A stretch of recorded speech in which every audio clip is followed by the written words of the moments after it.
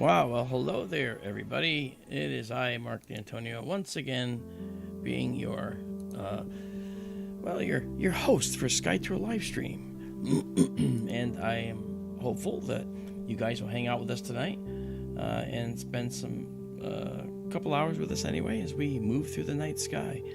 In addition, I have Daryl Mason with us. Hello, Daryl. How are you? Hello, Mark. I'm good, thank you. How are you? Hello, everybody. I'm doing good. Every day my voice gets a little better. So today was pretty good. I did go to a birthday party that ended up turning into a marriage proposal for whoever was there. So that was like, okay, well, that's exciting, So once that was done, I got back home here. I want to say hello to Michael Hedrick, who was first. Hello, Michael. Terry Haig is here. PG is with us. Hello, Petita. How are you? Sam S is with us. C&D boy. And we also have, I saw somebody else in here. Daisy and Zoe. There you guys are. Daisy and Zoe Amethyst are with us tonight. And it's you guys are the startup crew. You guys are always here. Absolutely love that. Cyclone is with us. All right. Robin Curtis is here as well. Hi, Robin. That's Database Girl. Bucky Barnburner's with us. And let's see. I'll catch up with those who joined later. But I do want to say, hi, Bonnie. Anahata77 is with us as well. And there we go. So, tonight, this is actually the Pleiades, you may remember. There is the Pleiades right here, right? And why are we bringing it up? And this one's on Daryl because he said, you ought to check it out. And I did. There's the Pleiades, but what's this glow down here? Why don't we drop down and see? So we're going to go south of the Pleiades just a little bit. And, of course, we actually have something very bright that's starting up early in its cycle, and that's the moon. There it is. Yeah. There it is. Ta-da. And you notice that I'm exposing for the stars and not exposing for the lit side of the moon. So you can actually see all these craters out here that normally you wouldn't see. And they look really cool. So now that we've done this, we can just head east. I did a critical focus, so let's try and see if we can adjust our setup here. Let's go. We're going to take the gain down to 0. Say goodbye to the Pleiades, everybody. They're dropping off into the sunset. Yeah, they are. The season is changing. Yeah, they are. Okay. Still feels like winter here, though. Yeah, well, winter does reach into April. It reaches into June here. And there's the moon. Young moon. And you'll see that the seeing gets good, it gets bad sometimes. But the moon, there are some clouds in the area. And actually, what I should do is I should come in and start up our AllSky Cam and just give us a quick view. I don't think I have enough here for that. Let's find out. I think it's just 5 seconds. May need to go higher. Oh, that's perfect. So let's bring it up and see what we got. Yeah, okay. So we're right about here. And these clouds should go away. If I don't miss my guess, they're actually heading that way. Yeah. So we should be good. We'll have a few here and there. But there's a few items, a few objects I'd really like to check out tonight. And we're going to do that just a little bit. There's Orion right here. I don't know if you can see that. There's Betelgeuse. There's Bellatrix, Safe, and Rigel. And then the belt right here. Okay. And over here is Ceres. And what we're going to do, right there is Ceres. And what we're going to do is we're going to look down below Sirius at something, but we have to wait for the clouds. If I do another acquisition, you'll see how those clouds are going to move. They're probably going to be moving a little to the left. Yep. So we'll keep going, keep waiting it out. We'll go to something else while we're waiting. I actually have a little list tonight of things I'd like to look at. We could probably go look at them. They're right up here above Betelgeuse.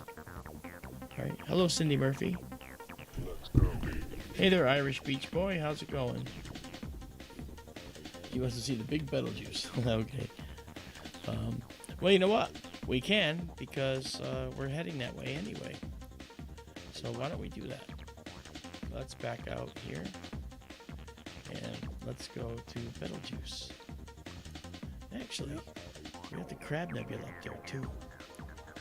Well, we'll go to Betelgeuse first. By request, Betelgeuse. So the telescope's on its way there, and let me minimize our view here. You can see the telescope moving right over my head. Orion's going away too. Shh. Yeah, I know. He was setting about 11 o'clock here last night. Yep.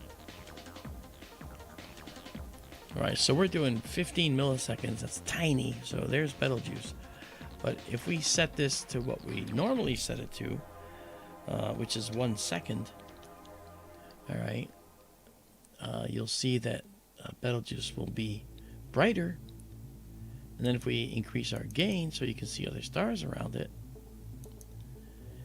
you'll notice that there's quite a few other stars. And the halo, or that halo, is due to our optical system.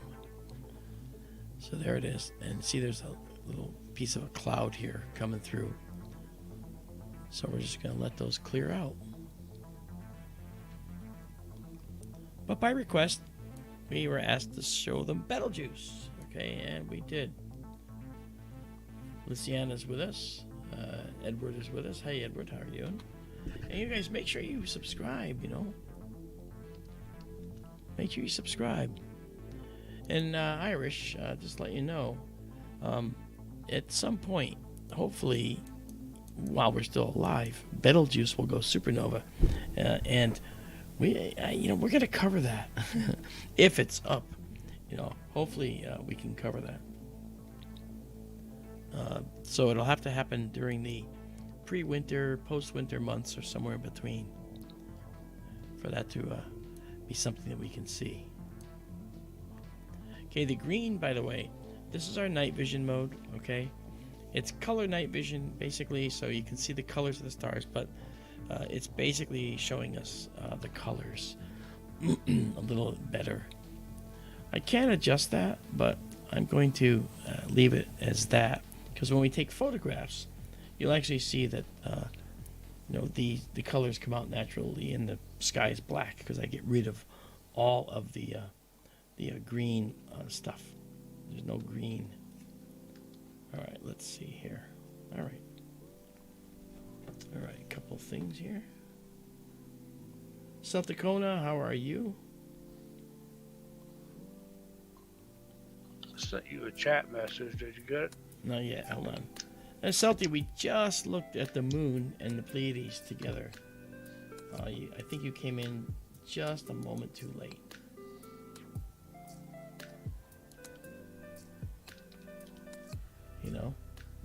So I apologize for that.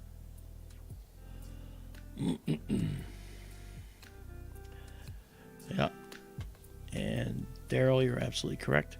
All right, so let me tell you the objects I want to go for tonight. Hi, John Proctor. I wanted to tell you about the objects. Tonight we're going to look at a few different objects. We're going to go to the star Propus, and there's a nebula near it called the Jellyfish Nebula. And we're going to have a good time looking at it. And that's just north of Betelgeuse here. Also, south of Sirius, the brightest star in the sky, there is a nebula called the Dolphin Head. And we're going to give that one a fair shot tonight, once the clouds clear out. Another one that you don't know too well, primarily because none of us really have, is Lynn's Bright Nebula 862. What the heck is that, Mark? It's a bright nebula, and its nomenclature is 862. All right. Then we will do something you've seen before called the monkey head. Now, the last time we did that, it actually was surprisingly good, and I thought we'd give it another shot. What do you think of that, Daryl? The monkey head? Sure. Okay. So that'll be good.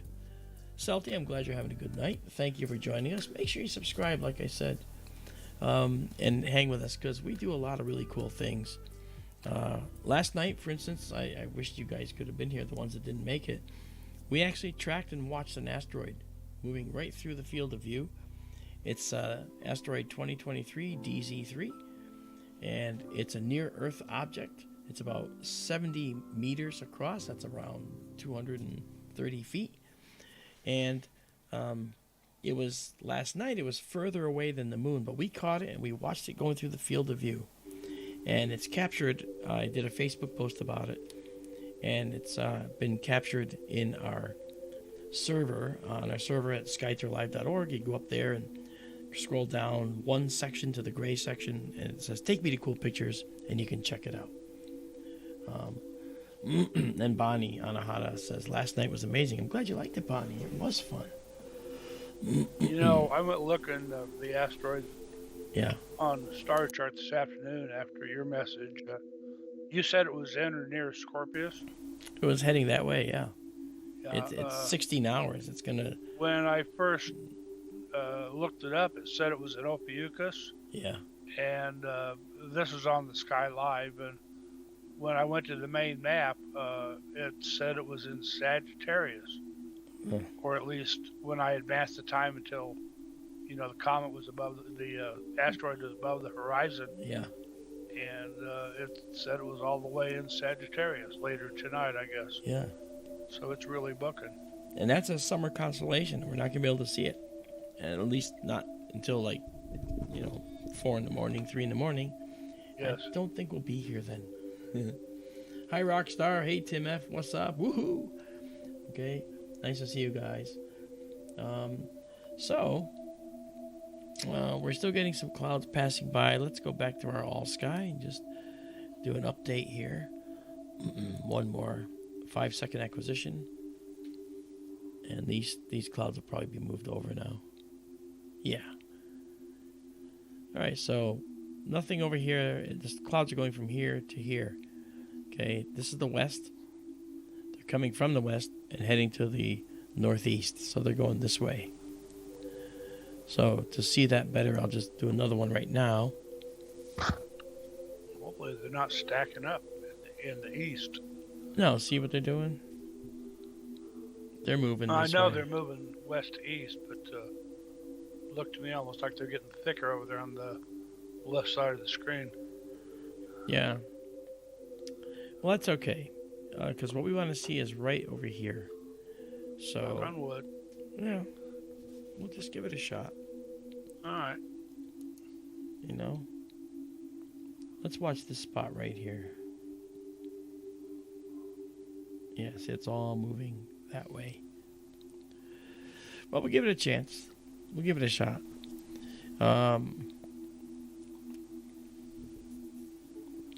I think I might be able to share some of the highlights from last night.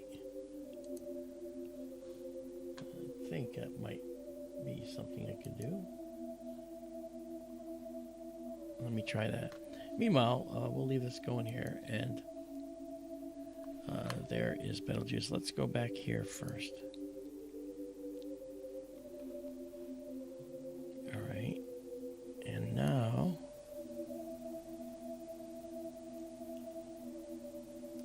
there's an awful lot right up here above Betelgeuse, which is really kind of cool.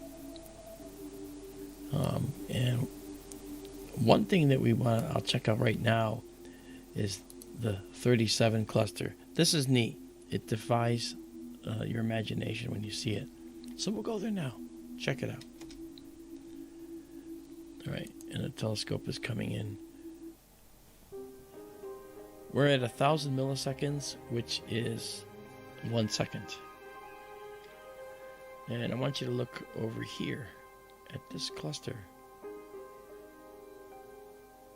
and tell me why they call it the 37 cluster. Pretty cool, huh? I'm going to move over and center it.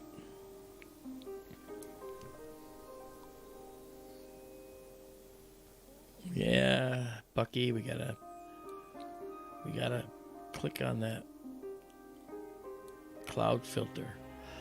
All right, so let's do this. Now, just for the folks that are new, I want to share with you just a little bit. I do this all the time. Okay, this over here is our telescope control section. Yes, we can draw over our live view. This is our telescope computer view. Telescope in the building. Yours truly. This is our main screen, and over here, this is our camera control cluster right here, and this is our focus control system. The rest are utility items that we use from time to time, and I'll show you the last one that we worry about in just a second. So we have our guide scope now. Our guide is acquired and guiding safely and securely. And there'll be a few clouds passing over. I can see that right now.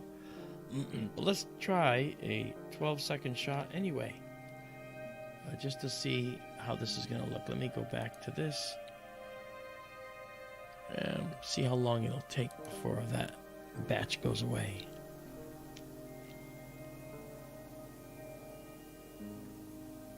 Okay, so yeah, as you can see, there's an end over here. There's no more. So this just has to keep moving that way, and we'll be good. All right.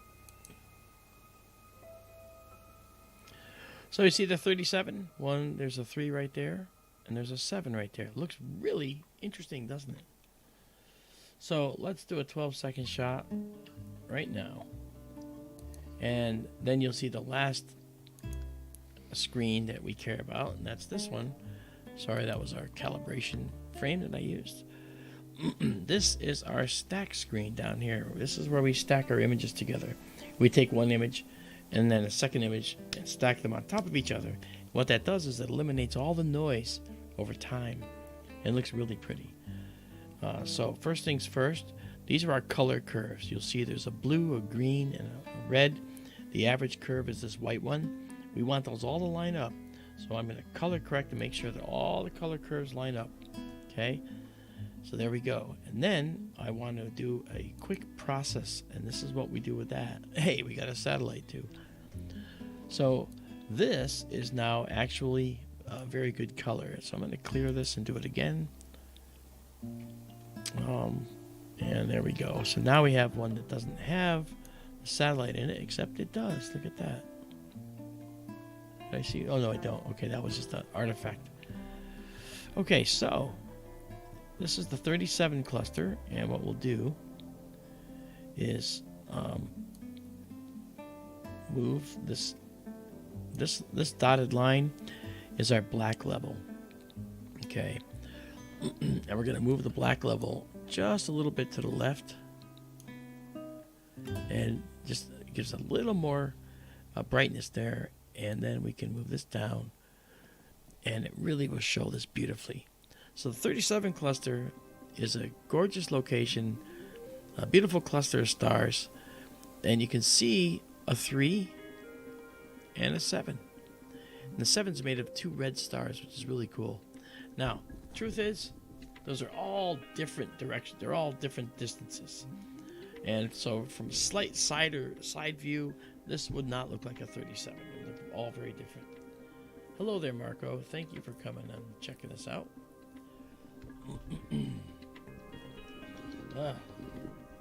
So I see the snow comment there, Michael.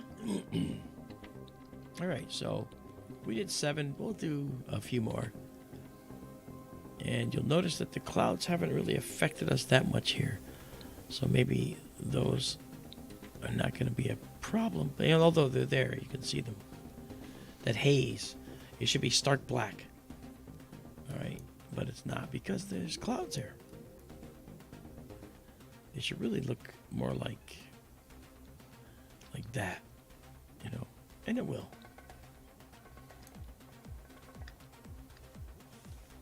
Okay, so there's 10. So here's what I'll do. I'm going to write 37 cluster up here. This is our ID for the object. And when I hit save, the object is now saved as an astronomical FITS file format. And that FITS format is something that gives you the raw file, untouched, unprocessed, and then I will save it exactly as seen. And this image, just like you see it, will end up out on the server that you could take if you wish. I'll do this because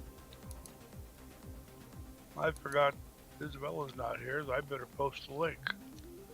Oh, well, she's usually here, but maybe she is sleeping. She said earlier that she might be late tonight. Okay. Or she might not be here at all. Okay. Okay, Beautiful. folks, just a second here. I'll give you a link to the server for where tonight's images are landing. If you missed Daryl's link, SkyTourLive.org, you scroll down to the next gray section and click on it after reading the instructions, and it will take you to all the images that we've taken for the last year and a half. And you can sift through them if you want and see which ones you like. They're named, like here, let's say 37 cluster. And if you want to know things like how many times have you photographed the 37 cluster, then we can do a database query for you. We will have a front end at some point for people to search on their own. But right now, complete with imagery, and we're working on that. All right, that's something that Robin Curtis and I are working on. I called her database girl, joking around, but she's really quite knowledgeable, and it's impressed me a lot with how she's doing all this. Okay, so let's pause this. We'll save it one more time. Save it exactly as seen one more time. All right. And then we can get out of this and move on to the next object, hopefully. And I'll set up my quick pick for 1 second. All right. And we're going to go into night vision mode, which is this mode right here. All right. Let's go. We still have clouds. I see that. See, we're just north of Betelgeuse. Mark, can you show the screen again for just a second? Yeah. Cyclone, do you see that? The 37? The 3 and the 7 there? It's called the 37 cluster. He thought we were looking at the jellyfish. We will in a little while once we get rid of the clouds. Yeah. This is the 37 cluster.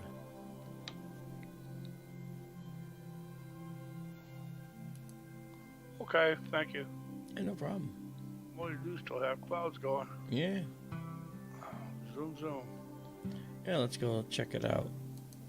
Let's go here again. It said it was going to be clearing up, so I erred on the side of hopefulness. And so let's see what we get.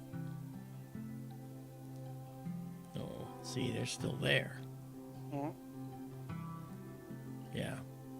If I decide to call it, you know what will happen? It'll clear up. Immediately. Yeah. Without doubt. Without even a second guess. Won't doubt. Okay.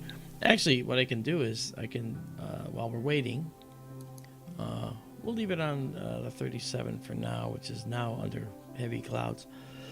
And I can tell you about the trip. I mean, I was out in Los Angeles. The A&E network brought me out there because I'm on a show on History Channel called The Proof Is Out There. And I've been doing that show since the very first season. And we're in the 4th season. And this time, what I do, actually, what I have been doing, is I am their if I call it senior, I'm not sure if it's senior. I think I'm kind of one of the only image analysts, image and video analysts, and I've been doing that for many, many years. So that said, they wanted me to come out and sit on a panel with one of the other image analysts that's on, actually one of the forensic specialists. And he and I sat on a panel and we talked to people about what we do for the show. And I got to meet Tony Harris, the host of the show. Really nice guy, just a really nice guy. And then I did a talk on the history of the Earth. And as an astronomer, I'm a professional astronomer for those that don't know. As an astronomer, I have this big thing about the universe, of course, and where we come from and our place in it. So I ended up wanting to show a little bit of a scale for how the Earth formed and when life started showing up along that scale. And that could be really boring. You could say 4.6 billion years ago the Earth formed. 4.5 billion years ago the moon formed. Well, those words sound boring. What does it mean? What happened? What exactly went on? So in order to illustrate it in a more interesting way, I decided to put all of that history, every bit of it, from 4.6 billion years ago all the way to the present day in that room, on a roll of toilet paper, which I went out into the audience and unrolled around them. And every so often you saw milestones, the first insects, oxygen buildup in the atmosphere 2.5 billion years ago. And that sparks good questions, especially when you see the scale, because it was 120 feet long, right? 300 sheets of toilet paper, 120 feet long. And you find out in the last sheet, in the last quarter inch, on that very last quarter inch, that's when Lucy emerged. Down in Olduvai Gorge in Africa, Lucy, our hominin ancestor, and the ancestor of all things that would become humans later. And that's a quarter inch on 120 feet. And the width of a human hair at the very end was everything we knew from ancient Samaria 5,000 years ago to the present day in that room. What a scale. And when did dinosaurs die? On that scale, dinosaurs died 12 inches ago. 12 inches ago. And that's someone in the audience blurted out, recent history. And I said, yes, dinosaurs are recent history, not ancient history. They're ancient history on a human scale, but not on a planetary scale, not on a universal scale. So that showed people the challenges we have in trying to locate other intelligent life in the universe. And there could be intelligent life around even some of the stars that we can sort of barely see right now. But it's very possible. Right? How many pieces of toilet paper was that? It was, I had 300 sheets. No, the last 12 inches where the dinosaurs were. Oh. Well, it went to 65 million years, and there is approximately just over 15 million years per sheet. So that gives you the idea of where we reside. Okay, and there are 4-inch sheets, so just about 12 inches away. So 3 sheets. They were 3 sheets to the wind, weren't they? 3 pieces. Yeah. Did anybody get any on them? No. Good. So in other words, showing things in ways that people don't ordinarily think about is kind of what I like to do. I like to make people think. I like to show them things they can immediately grasp and take in and say, I understand, because they see it right in front of them. And that's important to do, especially when you have people that will tell you, well, I don't know anything about astronomy. I don't know what I can do. I mean, what am I supposed to do? And the idea is that you should be able to reach the science. And the only reason you can't is because classical teaching skills and classical teaching techniques don't allow for you to understand unless you take this course first and then this course second and this course third. Well, I don't buy into that. I would prefer that you understand coming in the door. You don't need all the other stuff. I'll take care of that. I'll fill some of that in. What you need to see are the scales. Once you understand the scale of life on the planet, you can say, wow, oxygen first started appearing in our atmosphere 2.5 billion years ago. What can you do with that fact? All right, it's just a fact, right? Aha. But if you're also someone that likes extraterrestrial life, which is what my book, The Populated Universe, is about, then you can look at this and say, wow, I have an idea. I think about what Stephen Hawking said. Stephen Hawking said we should keep our heads down and not expose ourselves to aliens. We should hide. And then you might think, but wait, if there was oxygen building up in our atmosphere, do we as beings need oxygen to survive? And the answer is yes, we do. But why? Because we're carbon-based. Carbon and oxygen go hand in hand. They're intertwined. Carbon's the fourth most abundant element in the universe. Oxygen, the third most abundant. And they go hand in hand. All right? So, clearly, having an oxygen atmosphere is a bright blue beacon in the universe, saying there might be life on that planet, there might be life over there, because it's life that generates the oxygen. Phytoplankton, the plankton in our waters. Okay, 87% of the oxygen made on our planet comes from plankton.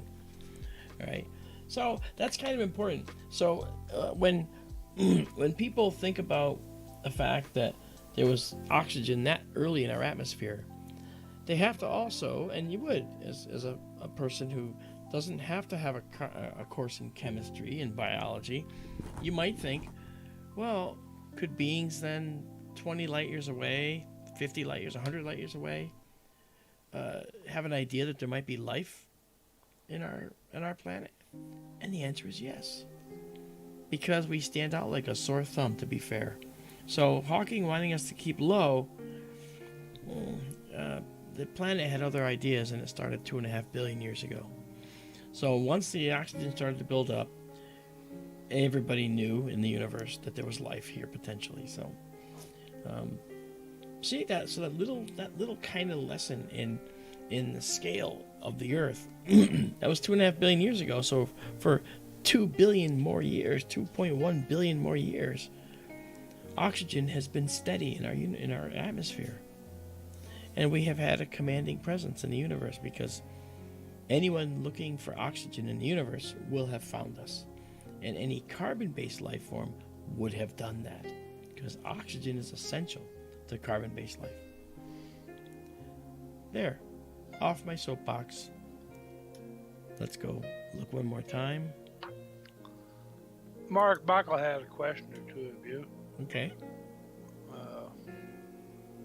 Let's see if I can find them.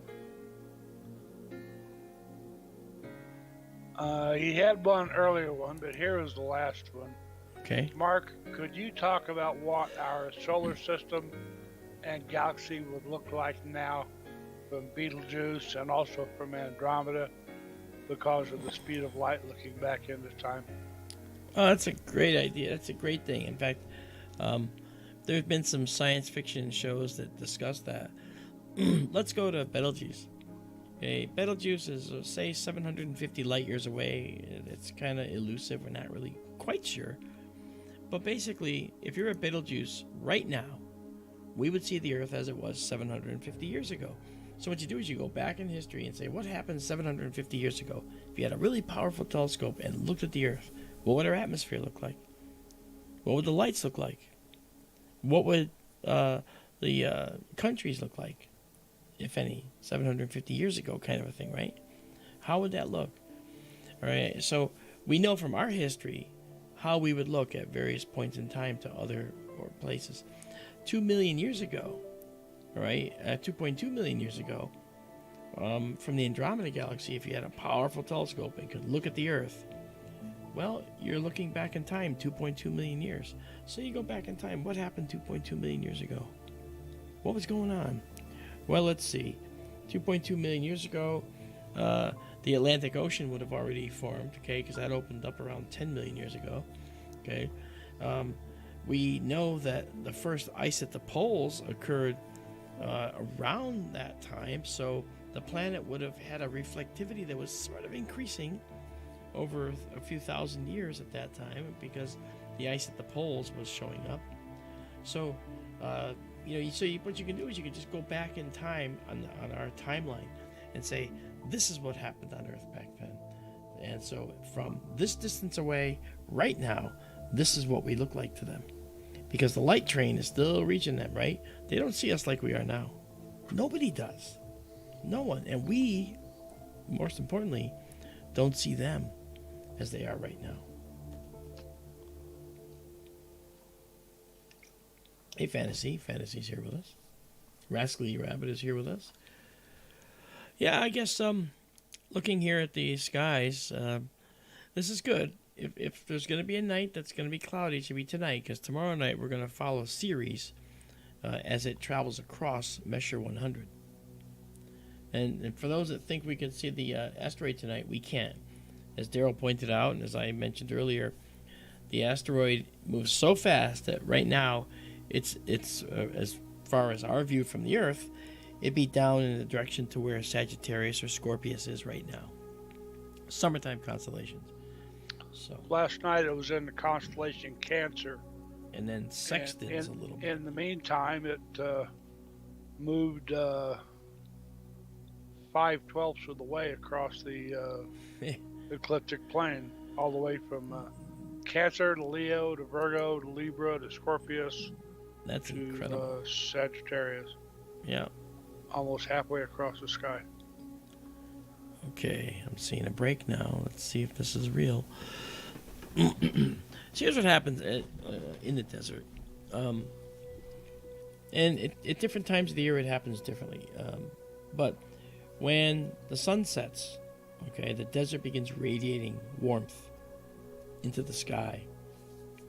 And the air is cooler. So we'll get clouds that form, right? Because those clouds can condense their water, okay, at this altitude. They're water, not ice.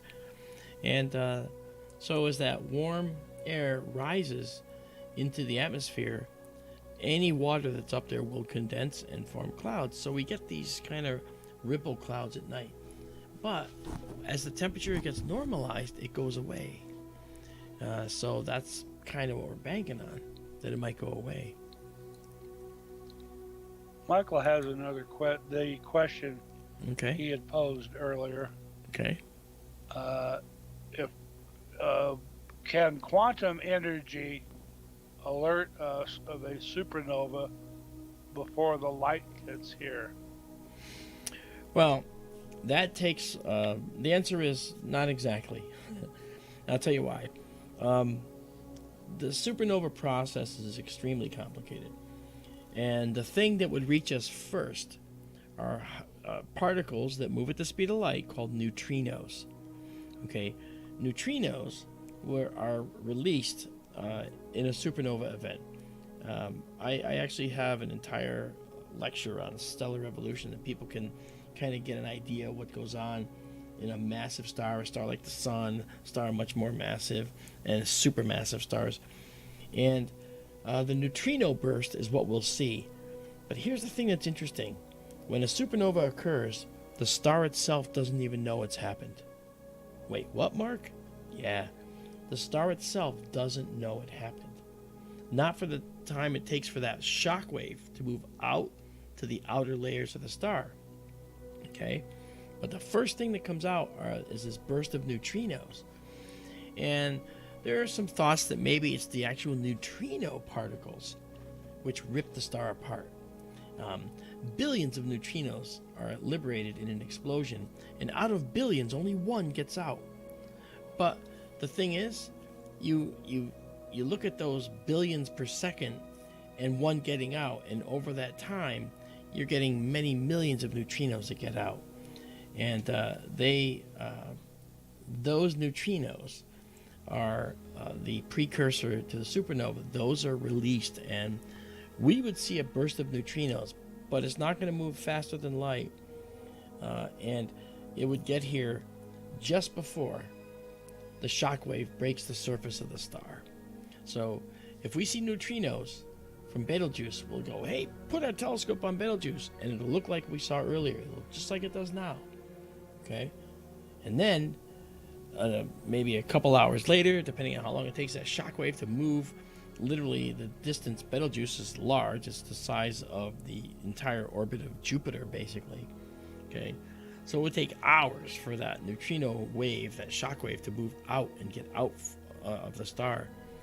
So the star doesn't know it's dead yet. The star doesn't know it's exploded yet. Okay, and the outside, it has no idea. So the neutrino burst makes it out first, and the shock wave follows. And so if we see neutrinos, we have time to point our telescope at Betelgeuse and say, something's happening. And we go to Betelgeuse and then wait. And sooner or later, several hours, boom, the star will just go really big and bright in the sky. And Betelgeuse, in fact, will be so bright, you'd see it during the daytime. All right? That's pretty bright. Right now, the only star you see during the daytime is the sun. And if you have an eagle eye, you can see planets like Venus. And some can even see Jupiter, but with a telescope or binoculars. Mercury, of course. But that is pretty cool, you know. So that's a really good question. So the signal of a supernova is neutrinos, and if we see a neutrino stream coming from that direction, that's like an all hands on deck. Let's go, you know. Now I'm waiting for the question, Mark. Do you have a neutrino detector? No, I don't. Neutrinos are remarkably hard to find. And they go right through the Earth like it's not even there. So to trap a small fraction of the many billions that go through our planet all the time, you need to have a deep tank of water, deep in a mine, and have detectors on the sides, and just hope that one of the neutrinos gets bounced by some of the water molecules. And if it does, you'll detect it. That's literally the only way. So, I don't know. That's pretty cool, though. But that's a good question, Michael. And David Schmidt says, Mark, it's a bit off topic, but may I ask a quick question about the moon? Yes, you can. Feel free. Is that the only question, Daryl?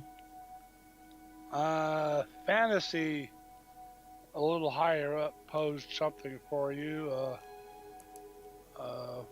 I guess that's a question he asked about a white hole. Oh, what did he say? Do you remember? Oh, wait, I see it now. Thank you. Yeah. Speaker suggested the entire universe could be in a black hole. That's really nothing new. I've heard that for a long time. Yeah. But he's saying, isn't the inside of a black hole, doesn't that mean it would be a white hole? And that gets into a cosmological thing, probably above my pay grade, but, you know, some people say the black hole or a white hole is a black hole. Or how does it go? The black hole inside is moving backwards in time? Yeah, there's some issues with that. That whole concept. I'm sorry about these clouds, guys. You know, when I contacted the sky said there was not going to be any clouds after 8 p.m. their time, and it's 8 p.m. their time now, 8:15, 8:17, and we're getting clouds. So I think I'm going to sue the sky of Arizona in order to, get our sky back. I don't know what to do, but we'll keep waiting it out a little bit longer. I'm going to answer David's question. Okay. David, yes, you being near the equator is a bit of a factor in the moon's orientation relative to the horizon. This time of year, though, near the equinoxes, the spring equinox in our case, a young moon tends to be fairly parallel to the horizon anyway. That is, that crescent is facing straight down. Early after a new moon, it'll be both horns are even against the horizon. But then the higher it gets, it'll start sort of rotating counterclockwise until when you see it getting toward the first quarter, it will be like the crescent is standing on one end. You describe it as a letter C. From here, we would see it as a backwards C.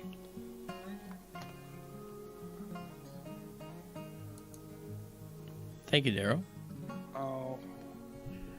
Question's getting pretty crazy. Would you excuse me a moment, please? Sure. Now, I have to go back to the question that I did not avoid, fantasy.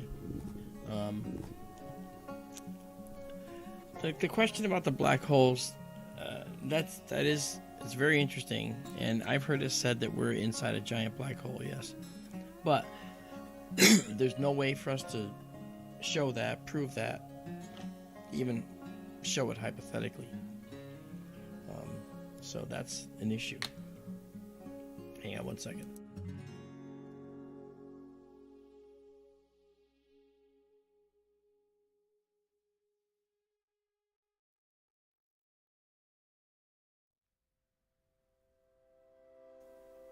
Okay. So I don't know how to. I would not be able to show that myself. I know someone who could. And that guy is Kip Thorne. Kip Thorne was the advisor on Interstellar. And he has some good theories on black holes and white holes.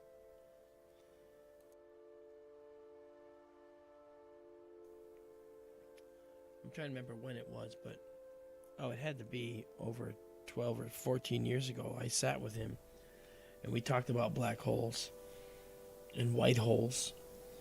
And no one's ever seen a white hole. No one's ever proven they exist. But, they are a potential construct. We're still in the 37 clusters, you notice, and we're watching clouds go by here. I'm going to do something here. I'm going to drop our time down to half that so we can actually see. Let's go up to 300 so we can see it more in real time here.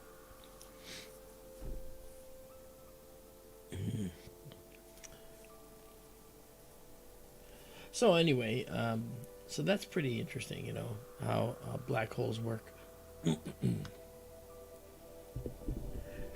And Fantasy says he's read some interesting speculation that the Big Bang itself was a white hole event. The problem is, though, that in the classic interpretation of a white hole, what's coming out of the white hole is actually going backwards in time. So we'd have to accept that we've been going backwards in time by definition. I'm going to address something else, too, with black holes. You know how they say that the black hole has a central singularity, an infinitely small point? And that's the thing that people can't get their heads around, right? They say, well, how could that possibly be? Well, guess what? None of us believe that. We know that's not what it is. However, based on how our physics works, that is to say, our equations and the way in which we set them up, the mechanism by which we measure, we consider gravity as acting on a central point, an infinitely small point. So the gravity of the Earth is focused at an infinitely small point in the center of the mass of the Earth. Okay? The mass of the Earth, though, it's very, very dense down here, and it gets, there's more material, goes all the way out. So the whole mass is 8,000 miles across of our planet, right? But that 8,000 mile diameter mass has gravity. And if you're on an area of the Earth, for instance, that has a more dense mountain range underneath you, okay, or a denser bedrock beneath your feet at sea level, then your local gravitational field is going to be a little bit stronger. Okay? I went up in a plane and I had a gravity meter, and I measured the gravity was like 0.02 less, okay, at 10,000 feet. You know, when we were up at 38,000, 39,000 feet, it was more than that, like 0.12 less, maybe a little more. So the thing is, it's for convenience. It's a convenience that we use this nomenclature and this standard. Okay, so going back to black holes, we measure them as if their gravity is focused at a centrally infinitely small point in the middle. Okay, but in fact, we know that the black hole has mass. We know that there is a diameter, okay, a radius out from the center in the size, and it depends on its mass, and that radius is called the Schwarzschild radius. Okay, and the Schwarzschild radius depends, as we said, on the mass and how much material is inside the black hole. And if you keep adding material to a black hole, then the black hole's Schwarzschild radius gets bigger. It gets bigger. So it's not like we're talking about infinitely small points. And it was never meant to be taught that way, shown that way. All right? Because if it was an infinitely small point, then every black hole would be infinitely small, wouldn't it? All right? But it's not. And there's a certain point at which the bend of space, that is the warpage of space, is not quite enough to keep light circling forever, but it allows light to go whipping around, and that location is called the event horizon. Okay, and black holes, and the other misconception, is that black holes are so powerful with their gravitational force that they can keep light from escaping, and that implies that light feels gravity. But I have to tell you, light doesn't have gravity. It isn't affected by gravity, because light, photons, don't have any mass. So how does that work? Lights just follow the curvature of space-time. As we've talked about, yeah. You know, a black hole just bends space. And if you think about how light flows, think of a car on a hill. There's a big sine wave hill like this, right? Well, the car is going up and down the hill, up and down the hill. It's following the curvature of the planet, right? It can't tunnel through, all right? Neither can light. So the photons are just following the deep curve of space. So if you imagine the curve gets so steep, so deep, that after the event horizon, it folds back on itself. So the light, once it goes in, it can't ever escape. But it's not confined by gravity. It's confined by the warpage of space. So it's a two-pronged approach. Okay? Two-pronged approach. So there's misconceptions about that. You know?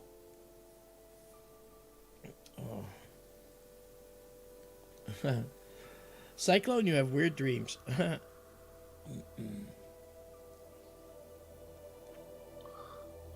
I remember when I was young, some Saturday morning cartoon,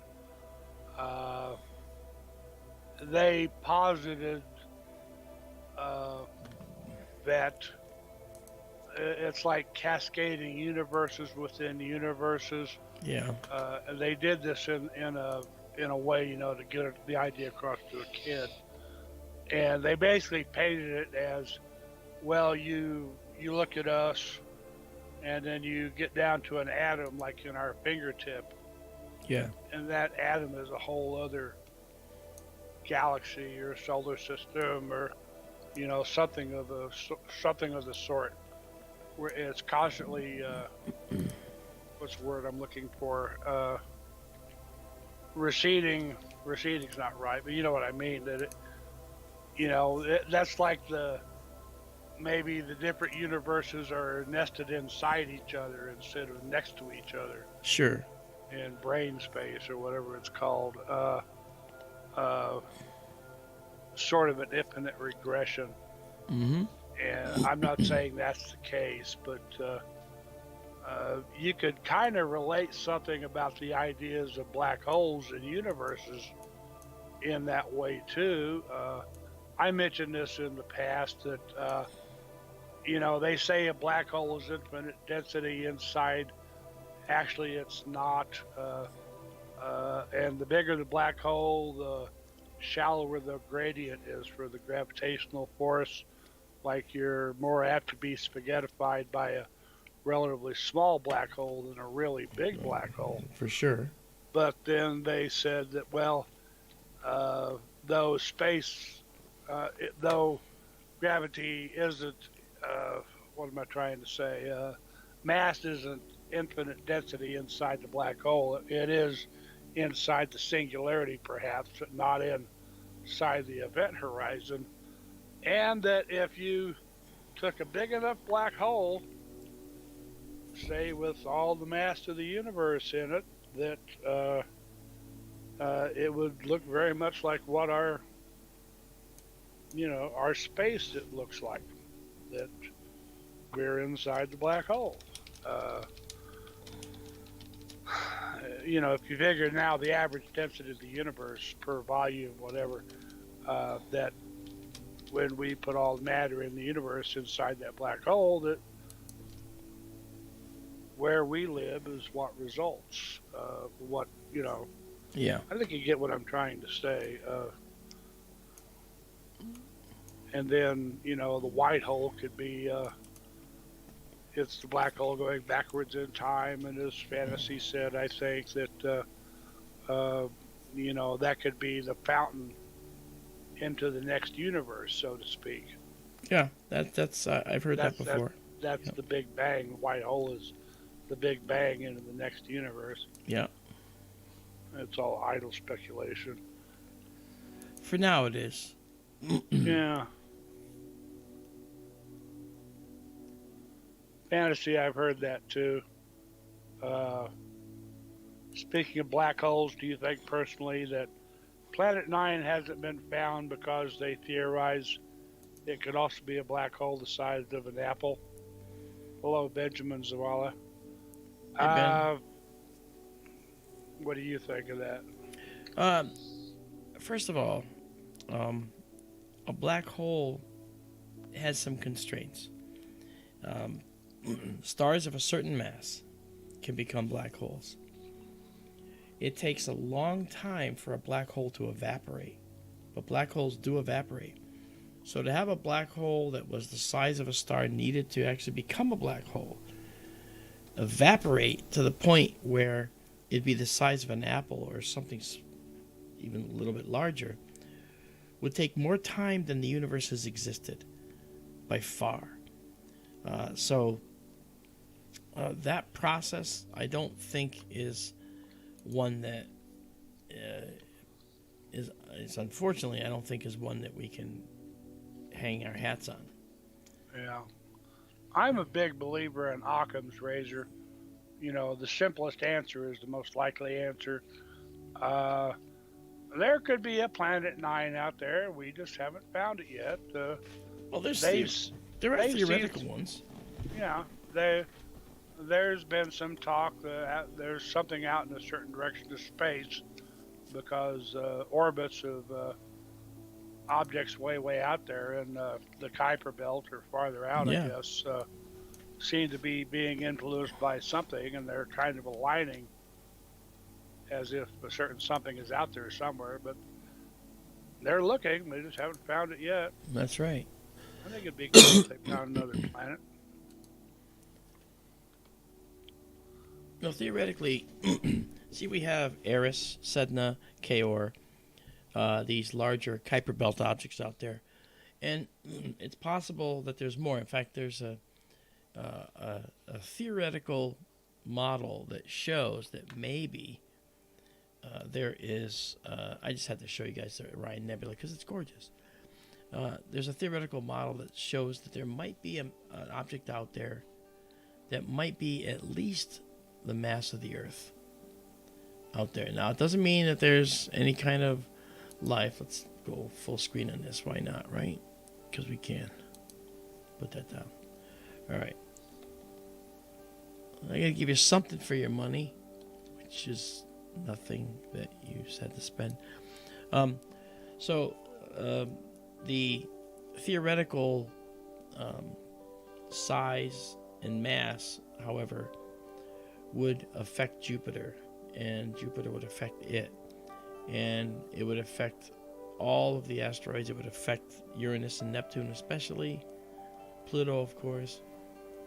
So it would have to be that we'd have to orchestrate a really, really intensive search for it. And one of the things we don't see is we don't see perturbations or disturbances to the orbits of the other planets in our solar system. Uranus and Neptune are showing some kind of anomalies, which could be from a Kuiper Belt object. But there's an upper limit, though, on the gravitational field that could be doing this disruption. And that's the other thing, right? I mean, gravity, it wanes over distance, right? It gets smaller over distance by the square of the distance. But it's infinite. It acts forever. It'll go on and on and on and on and on and on, and so forth. So, however small the effect, we should be able to catch it, right? There's forces that don't act infinitely. For instance, the strong nuclear force, the force that holds protons together. Protons are made of quarks, and quarks, there's 3 of them, and the gluon particle is what holds those all together, right? And that strong force, reaches outside the proton that holds those 3 quarks inside the proton together, okay? And that's called a residual force, and that holds other protons to each other, and that is the strongest force. But it only has a certain distance over which it goes. Beyond that, it can't hold more protons into a nucleus, right? And at 118 elements, the size of the nucleus is just at that limit, just about. So beyond that, we can't we may find an element that has 120 protons or 130 protons, because the strong force is no longer strong enough to combine and bind those all together. So there are forces that diminish over distance and then don't have any effect beyond that, and the strong nuclear force is one of those. But gravity isn't. So gravity is kind of cool that way. Oh, let's go back some, though, for what you were saying about perturbations. I mean, when they discovered Uranus, they watched it, and they thought they saw perturbations in Uranus's orbit, that they needed to look for something farther out, and they found Neptune, and then they saw perturbations in Neptune's orbit, so they went looking, and that's why Clyde Tombaugh found Pluto. Yep, that's right. But it was too small to be doing what they thought they were seeing happen.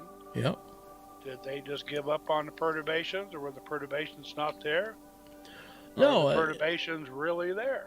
No, there's still perturbations that are happening, okay? And so the bottom line here is that there's one clear stripe. The perturbations that are seen now is what give rise to the potential Planet 9 idea. Yes. Yeah. And incidentally, I think Pluto is a planet, so therefore, it would be Planet 10 to me. Yeah. Yeah. But, people know I sat with Clyde before he died. He was a frail old man when I met him. But I think that he was right on the money. I think that Pluto is definitely a planet. Look at the dust here. Look at that. Even with the clouds, we can see the beautiful dust in the Orion Nebula. This dust, this is by hot button. This makes planets and stars because it's made of hydrogen and a element slurry from countless supernovae. Hey there, MLR. How are you? MLR, I have a cartoon about you mean Neil deGrasse Tyson, I assume. He does, yeah. Yeah. I've sent it to Marc before. He refuses to show it. It's not true. All right, I can send it to you right now. Will you put it up? Yeah, but well, I think I refused to show it because there was something in it that was not for everybody, correct? Yeah, there's some adult gestures in there. Yeah, okay, I don't want that then. Now, we're a G-rated show. Yeah, I know. And we have to be because that's where I take it. But, good thought. You can look it up if you want to.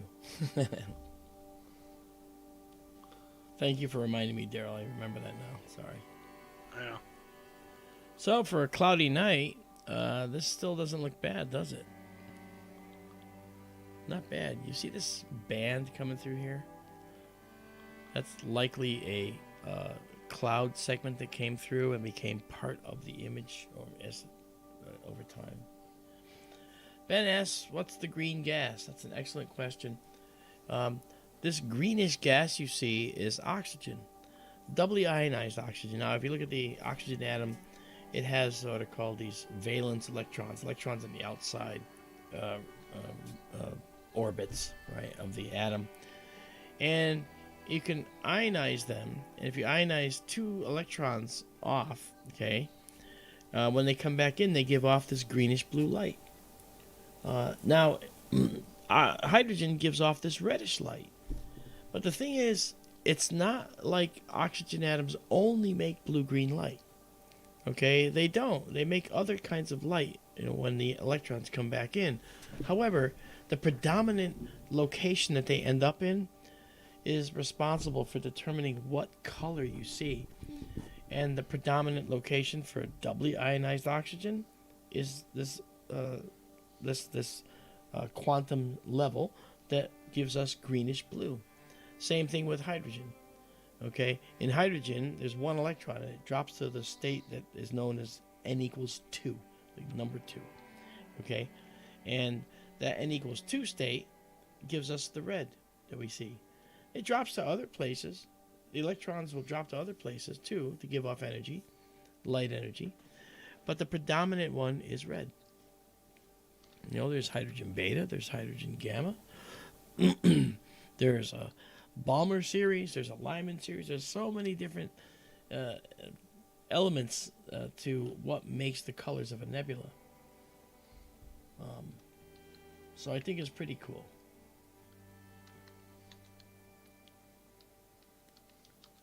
Yeah, you don't need a chemistry class though. Fantasy.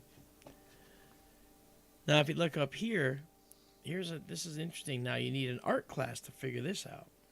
Okay, we have a blue reflection nebula up here. What's that? Well, these are hot young stars, and they have a healthy component of blue light.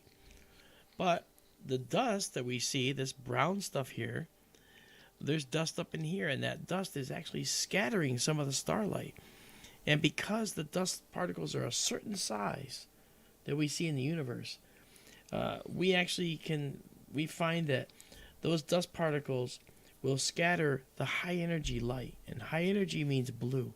So we'll see the blue short wavelength light getting scattered by those particles. But deep inside this nebula, further, is more of this, more red H2, more ionized hydrogen. So what does that mean? Why is this looking purple? Well, in light, okay, when you work with light, if you have a red nebula inside of a blue glow, what comes out looks this magenta color. It's the way the light adds. So that's why this looks so very different from this right down here. And they're yet the same thing. So that's pretty interesting, huh? Hey, Curtis Horn, what's up?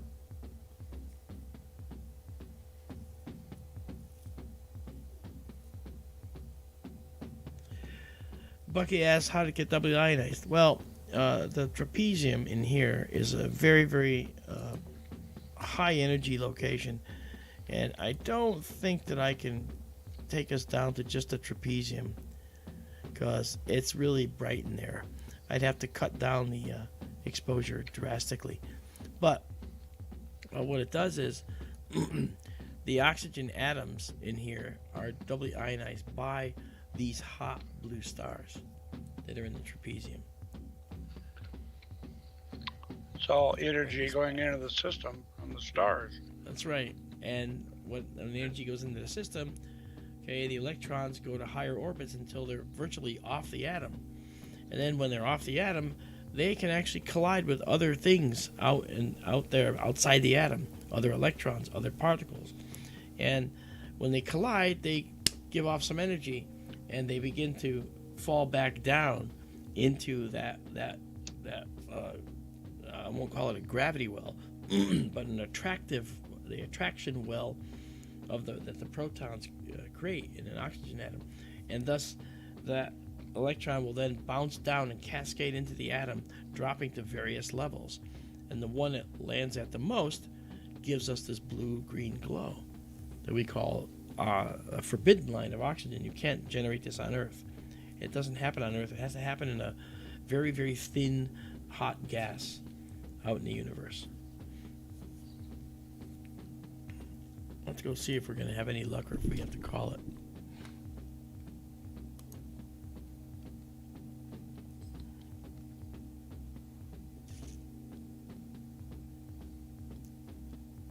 Is it my imagination, or if the clouds change direction? Looked like it just moved west. Let me go look at my satellite here. Michael says, Mark, before we go, did you want to show highlights from yesterday?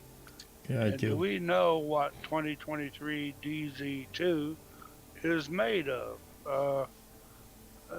That's an interesting comment. I saw some YouTube thread earlier today. I don't remember what it was, but they purported to show like a radio echogram of the asteroid. Okay. And, you know, it has that gray look and shadows, and is all in shades of gray. What they showed, I don't know if it was real or not, but I had seen earlier it had been described as shaped like a football field. It was about roughly the size of a football field, a little bit smaller. And the image they showed looked like a brick. It was sort of chunky and squared off at the corners. Okay. It was interesting looking. I don't know if it was real or not. I need to go verify that sometime. All right.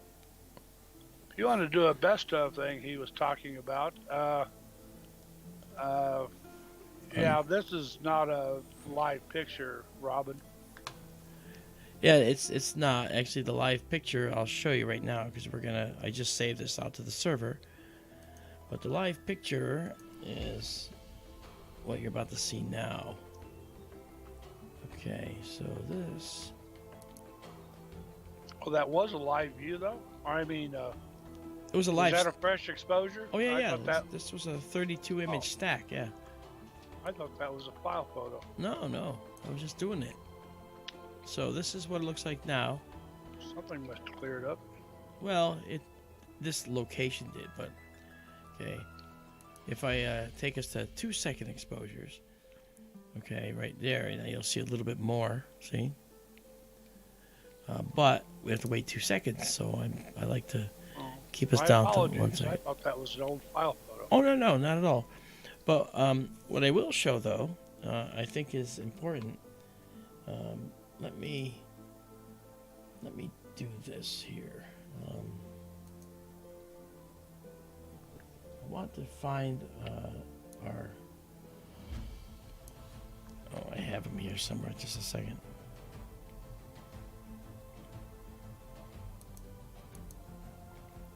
Oh, is it this one? Just a moment, guys. I'm trying to find.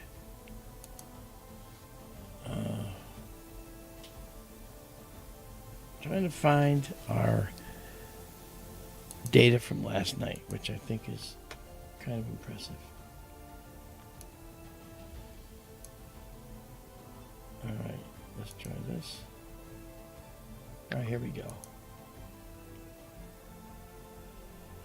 Hang in there for 1 second, guys. That's Izabela.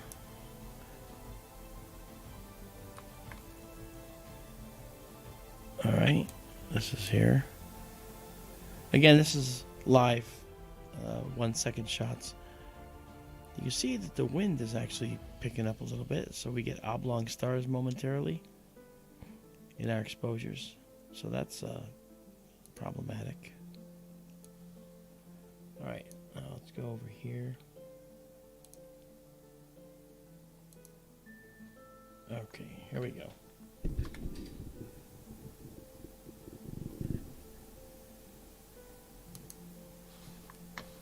And this, there it is. Okay. Oh, I didn't. Okay. Another one. Yes, I'm trying to show you what happened last night. Guys, I have the videos and I'm going to show them to you. So just a minute. Like Hal says in 2001, just a minute, just a minute. Dave, there's going to be a failure of the communications antenna array in approximately 45 minutes. Something like that. All right, is this the one? Was that called the AE-35? Yeah, that's right. You remember. You remember.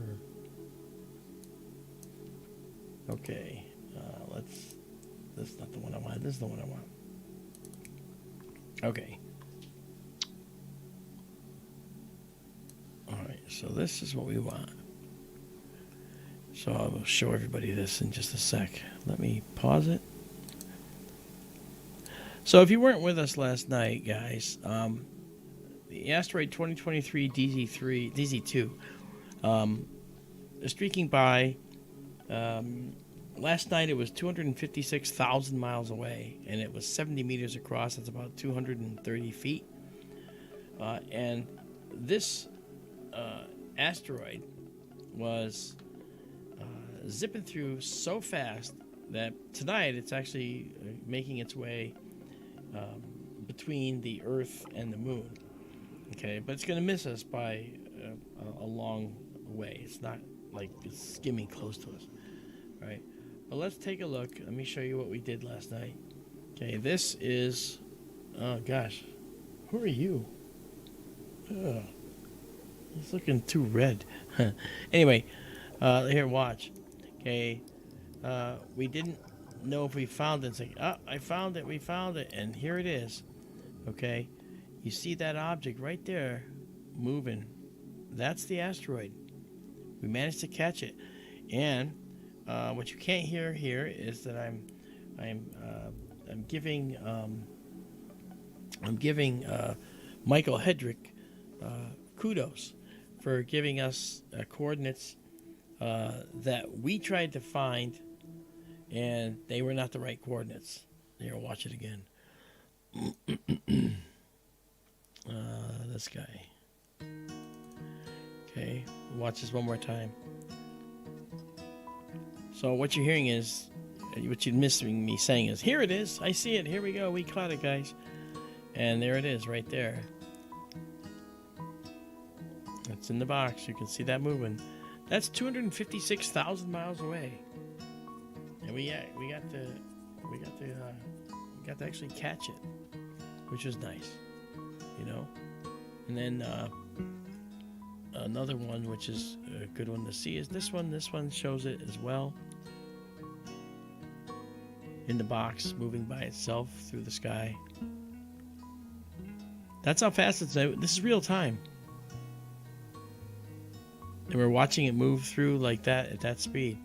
So that was last night's highlights, and it was really pretty. Well, it is really pretty too. You know? So we were really pleased to see that. And it was actually good that we were able to catch that. Alright, so let's go check again to see if we're getting our clarity.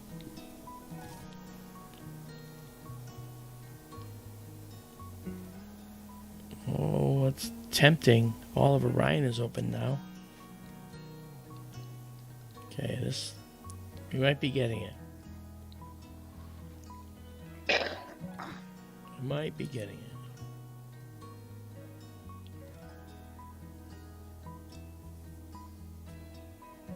Oh yeah, it's going that way.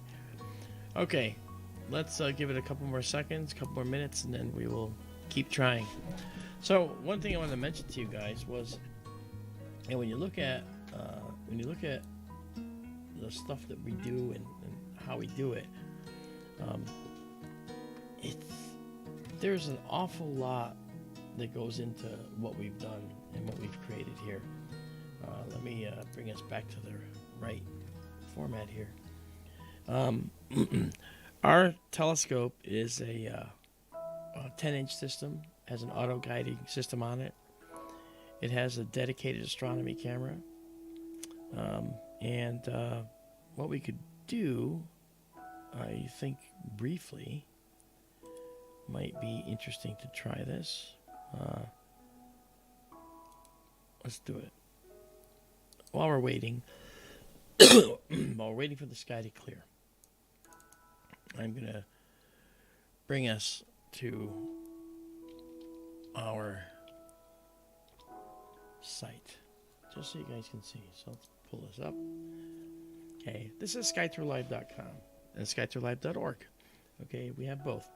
SkyTour LiveStream is up here, and if you click this, it will take you to our site where we are currently live doing stuff.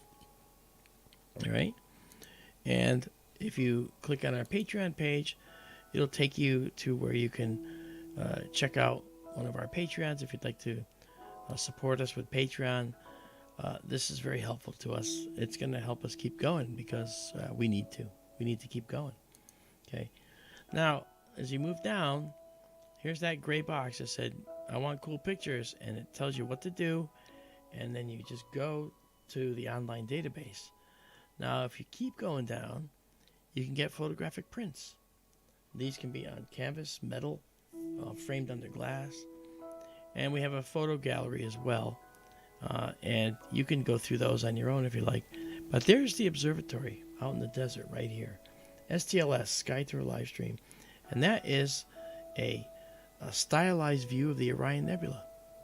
Okay, as imagined by Tara Diulis, who is our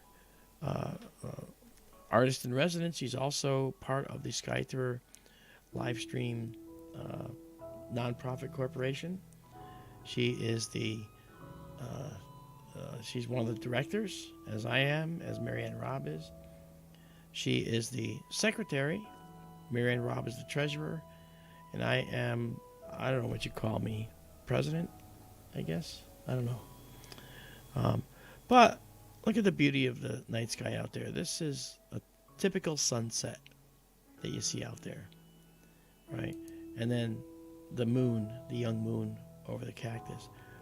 And here's our system without the shield on it, so you can see what it looks like. That's the camera. That red thing is our astronomical camera. It's a dedicated camera that's used just for this purpose. So that camera has a very high resolution. And this right here you see is a lens system that takes the light that comes in the front of the telescope, which goes down to the back of the telescope here, okay, bounces back up, and normally it hits another mirror here, and then bounces back down through a hole in the mirror and comes out to a camera or an eyepiece. But what we did was we took off this mirror that would send it back down, and we're taking it out to the camera directly. What that does for us is it lets us get a telescope that actually is 25 times faster than the telescope was natively. And thus we now have a telescope that can show you the many wonders that we have been showing you. Seconds instead of minutes. And I will say this, I know you're getting spoiled, you just don't realize it yet. You know. So that is our site. There's a lot more you can do. In fact, actually, just one more moment while we're waiting. Let's do what I said. Let's go to the online database. This is going to be bright white, so pardon me for that. Okay. So these are the file folders. This is 3/25/2023. Gee, that's today. So if we click on that, you'll see that we just captured Measure 42, the Orion Nebula. Well, look at that. The picture is already here. That's the picture I just saved moments ago, and it's already up there for you to take down and enjoy. All right. And then this right here is the actual raw file. If somebody wants it, they can get it. Okay. And here's the 37 cluster, which we did earlier. Okay. And there's several versions of it. And there it is. 37 cluster. Again, free for you to take down. So, you see that we do a lot of things like this. And if we go into the captures, we go all the way down. Okay. You'll see that we have files all the way back to November of 2021.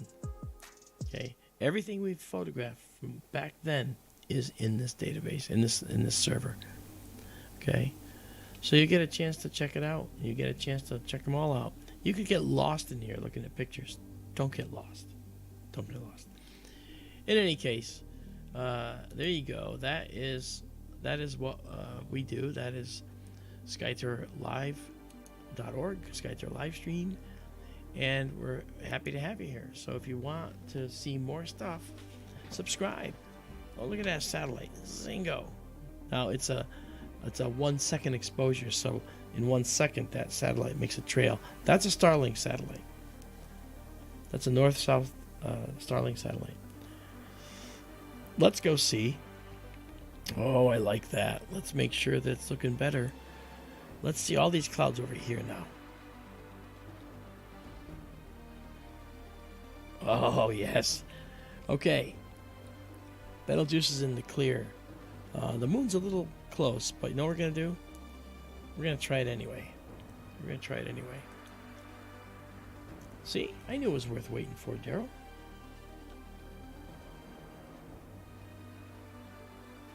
All right. I know you were. It's okay. So, what are you going to try? The jellyfish? The spaghetti? Well, I want to try the dolphin head. Oh, dolphin head? Yeah, before we actually... Because that's going to be the one that's too low. Pretty soon. So you can see how we're really leaned over. And the dolphin head is down here. Okay. And let's check it out. You're at the hind end of the big dog there. I am, indeed. It's, what are they? Adhara, Wezen, and Aludra, if I remember correctly. Adhara, Aludra, and Wezen, yeah. Aludra is the tip of the tail of the dog. Mm-hmm. The big dog. Yeah. You know, that was a mistake they made in John Wick 3. What's that? Have you seen that movie? I have. When they're in Morocco and they go to try to get permission from the guy who played Bronn in Game of Thrones. Yep. He's the local crime boss. Okay. And he tells them, you cannot find the man, the head of the table, he must find you. You must walk out into the desert. He says, look up into the sky until you see Canis Minor, and you follow the bright star until you cannot walk anymore, and then you keep walking. He was talking about Sirius. Yeah. And he meant Canis Major, not Canis Minor. Well, nobody on the script committee caught it. Nope. All right, guys, this is going to be the Dolphin Head Nebula. This is going to be an interesting one to try because of the fact that the moon is out, and the moon it's a younger moon, but the moon tends to make the sky a little bit blue, and this nebula is kind of blue. So we're competing with the blue of the sky and the blue of this nebula, but let's see what we can do. We're going to go to 300, and we're guiding well now. Thank you for sticking around, by the way, and listening to all my stuff I was saying. Let's now do a 45-second shot, and let's hope that the moon glow isn't too bad for it. It might be. We may have to abandon this one tonight, but let's try it. Okay. You'll notice down here, over here, that yellow bar over there, that's the progress bar. And that progress bar tells us, how far along we are in the exposure. When it reaches the end, we're good. So we'll live stack and get rid of the last image. That's beautiful. No. We'll clear it now.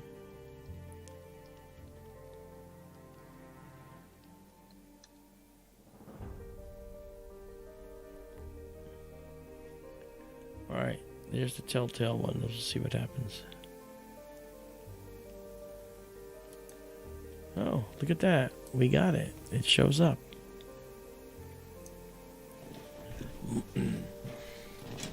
The Dolphin Head Nebula is a fascinating location.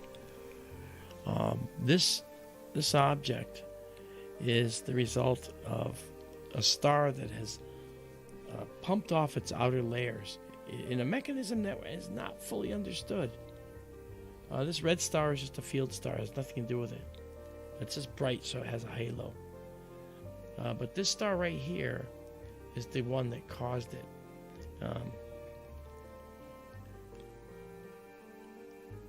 So let me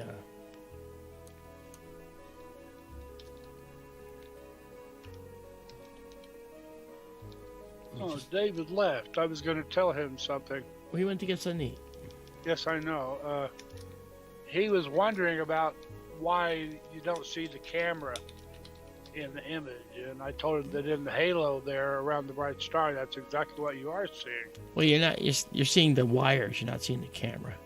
Well, yes, but I mean, you're basically seeing a silhouette of the front plate of the telescope.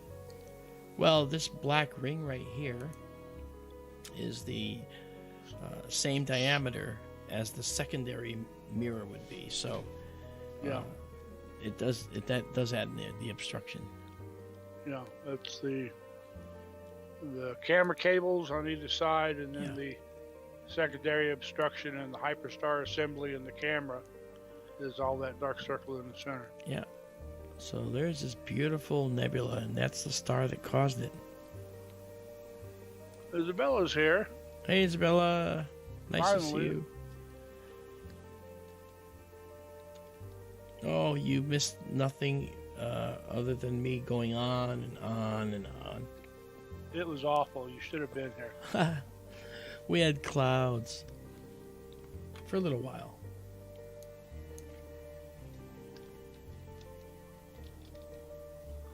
I didn't realize for the longest time to see the dolphin's head.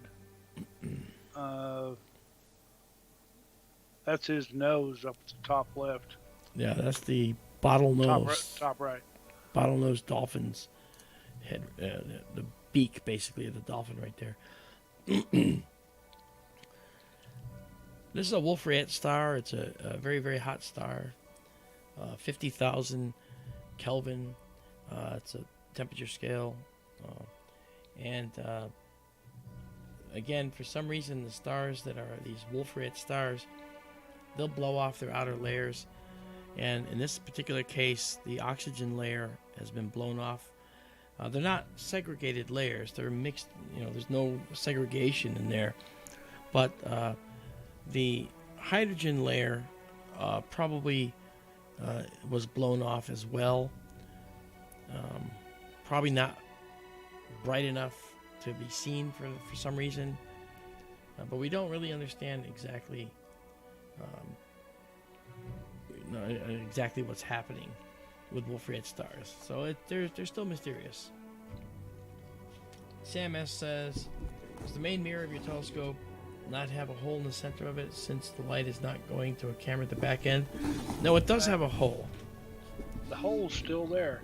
It is, but it actually, you know what it has in it? It has a gigantic counterweight sticking in it and sticking out of it to counter the weight of that lens system on the front and the camera.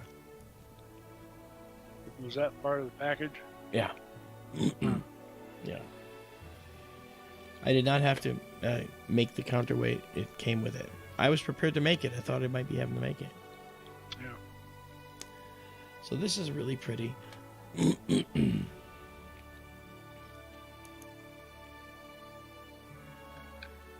Nice. So let's do this. Now push this pretty hard. Now you see the shape. Let's get us a little bit more contrast.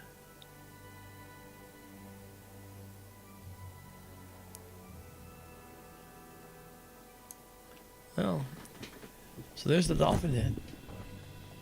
I can see that the stars are moving a little, and that's because there's some wind.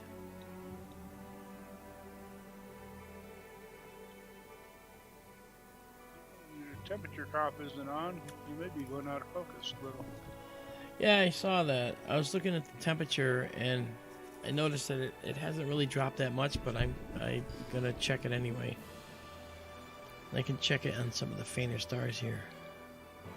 Maybe sometime for the night's over. Oh yeah, definitely.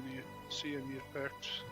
Well, you can see that it doesn't look that bad, but we see that they're elongated vertically, and that shows that it's actually been blown by the wind a little. If we take it, however,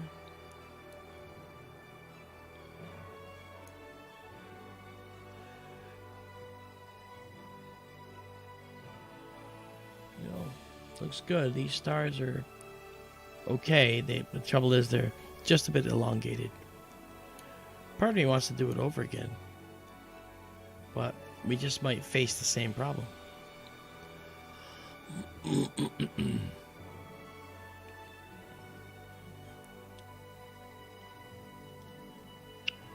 Thank you, Cindy.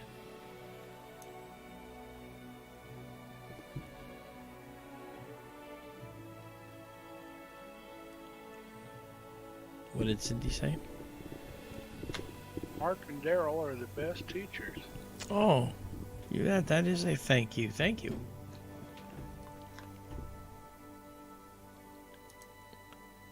Well, Daryl and I believe that science is for everybody. And it just takes a different approach to understand some of the concepts, that's all.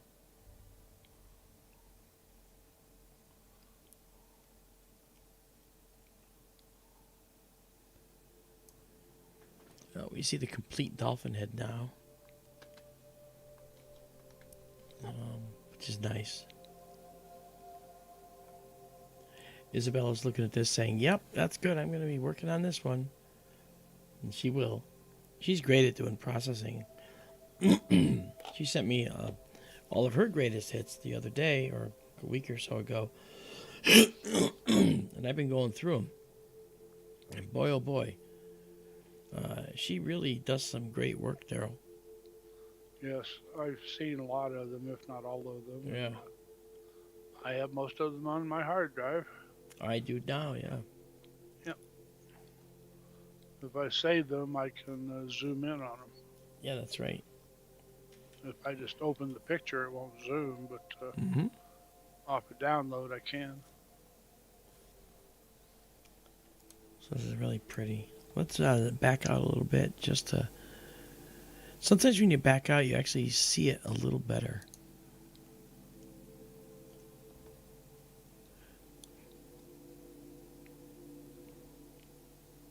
That's pretty interesting. I think we see some other stuff over here. You see that? See what you're saying, yes. Very faint.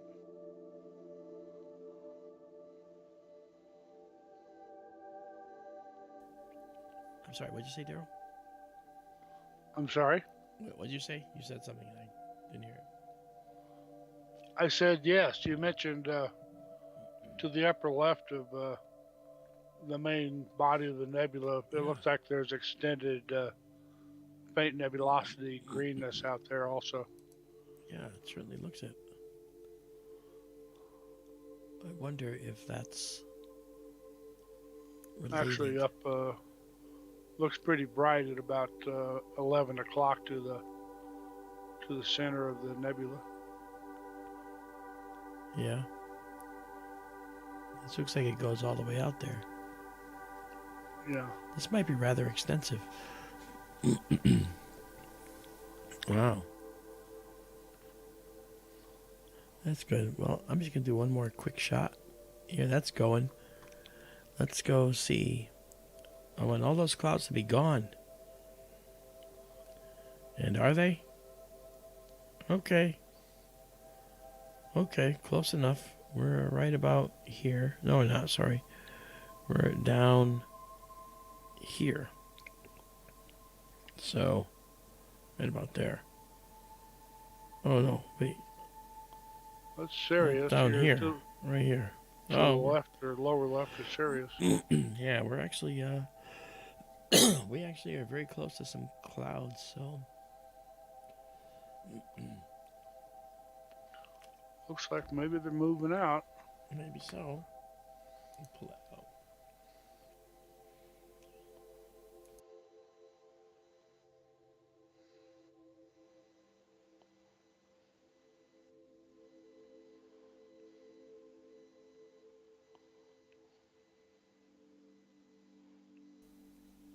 Okay, that looks good.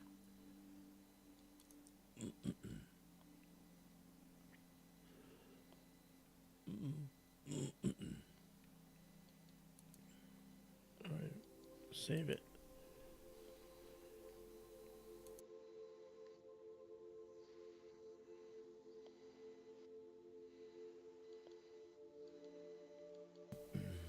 All right, it's saved, and now we'll save it exactly as seen.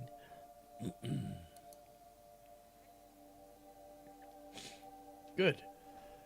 And that gives us something to work with. So let's go back to our night vision mode.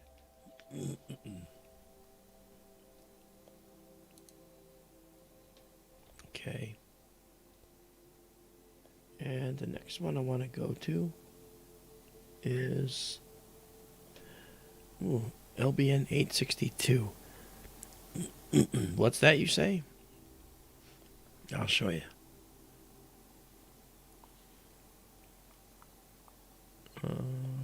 Here.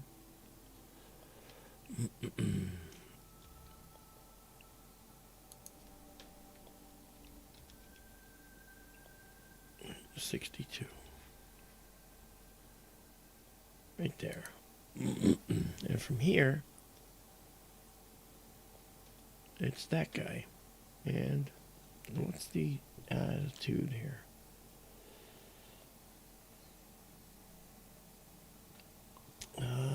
Okay, good. It's still high enough. So, let's go. This is a bright nebula. Lynn's Bright Nebula. LYNDS. Is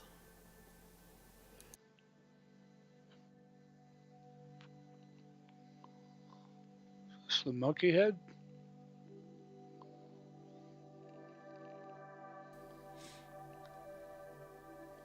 No, that's not the monkey head. I forget. Yeah, I have to take I have some clouds. Let's go see.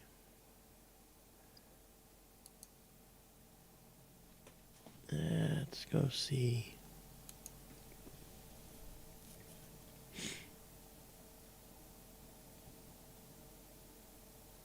But you have a couple of stealth aircraft up at about 12 o'clock.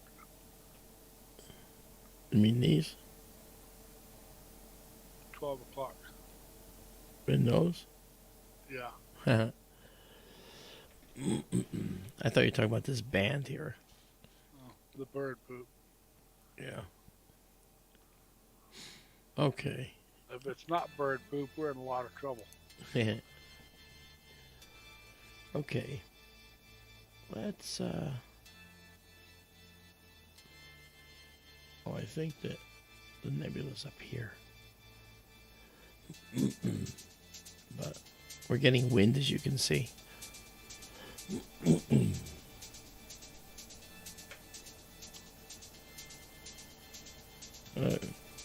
Ray says, or Bucky says, the Hyperstar system was introduced in 2005.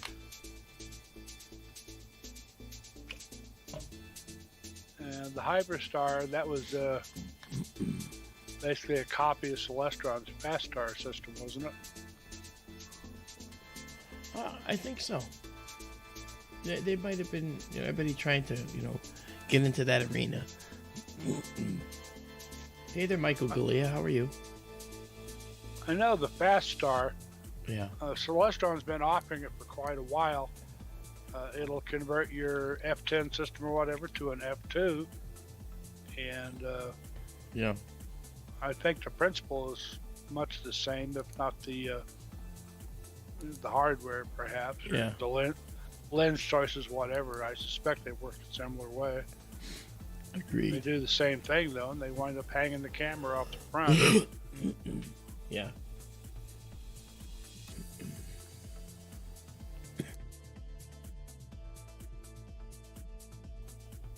All right, let's see what we got here. Here it is. That's pretty. I thought it was in here. It's just a little off center. Let's color correct. Here we go. Have we seen this before? Yes. Probably last year. Does it have another name? You mean like the little Rosette? Oh, yeah, for instance. Let's go see. No, it's just Lynn's Bright Nebula 862. But like the Rosette guys, you know how it has that hole in the middle? Again, there's some hot young stars in here.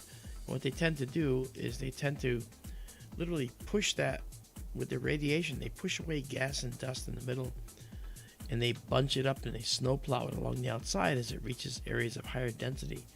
That's kind of what we're seeing here. Hey, Papa Tom.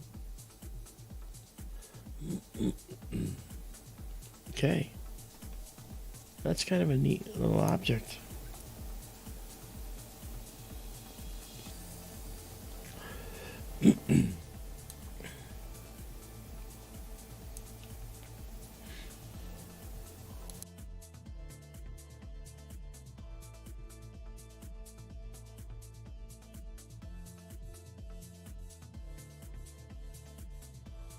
No worries. All right, so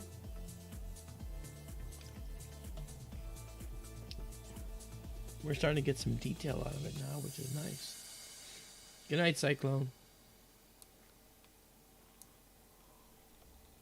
Let's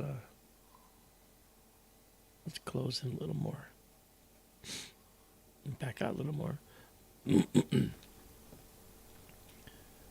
Yeah, the stars were elongated from, unfortunately, some wind.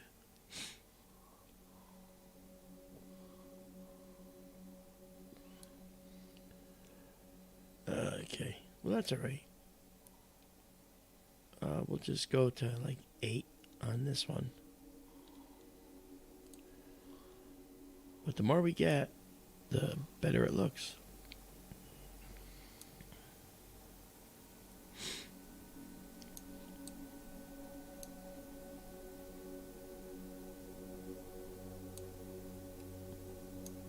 Perfect nebula music.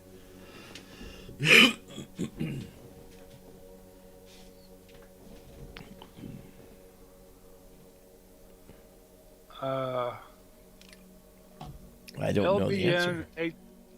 I'm sorry. Sam's question. Go ahead, you were saying. LBN 862 appears to be part of a larger object, sharpless SH2-261. LBN 862 is in it, as well as LBN 863 and other parts. And the whole thing is called Lowers Nebula. Lowers Nebula, right? LOWER''S. Yep. Lowers Nebula. I saw that.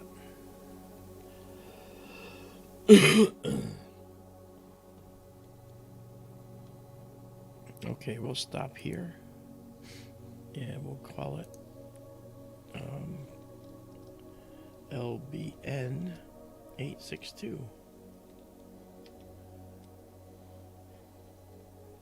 And save it. Save exactly as seen. And good, now we come out. Well, actually, if you... I don't know what it would take, longer exposure or more stacks or what, but in the center of that object, it's got blue or green in it from oxygen, I suppose. Yeah. Rather pretty picture. Yeah. On a night like tonight where we have just enough clouds hanging around, probably not the best. But that's okay. Let's now take us to the next object nearby that I want to see. And that is, I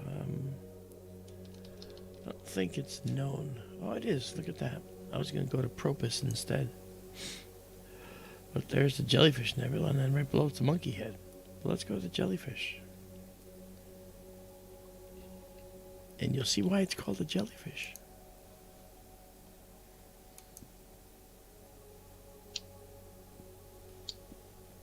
Night vision mode.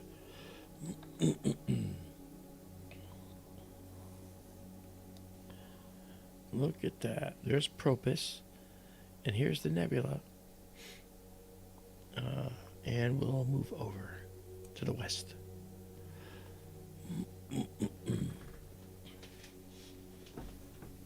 Okay.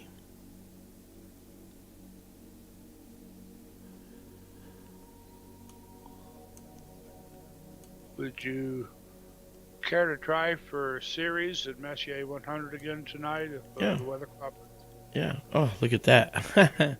Speaking of that. Knock on wood. Yeah. So let's see where that is. It's over here. Okay. So it's clearing. And here's Regulus right here. And here's the backwards question mark of Leo. And the rest of Leo is over here. So we should be able to see, well, I don't know. It might be down here, Daryl.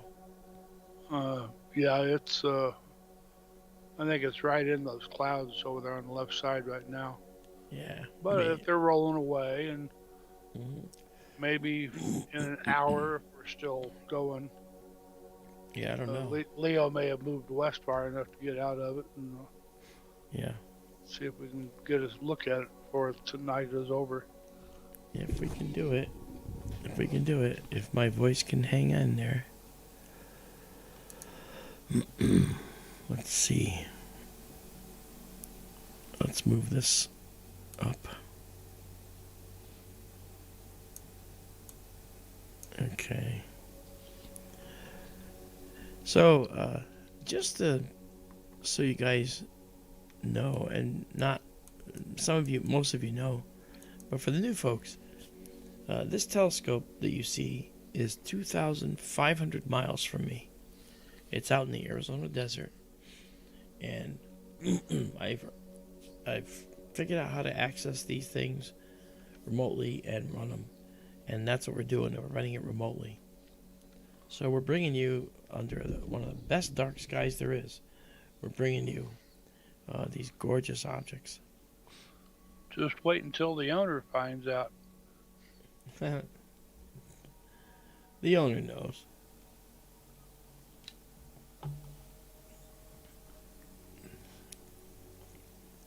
Okay, we're getting wind. Okay.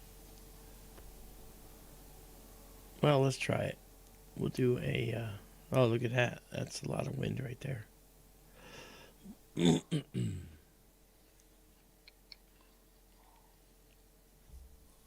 I don't think that's...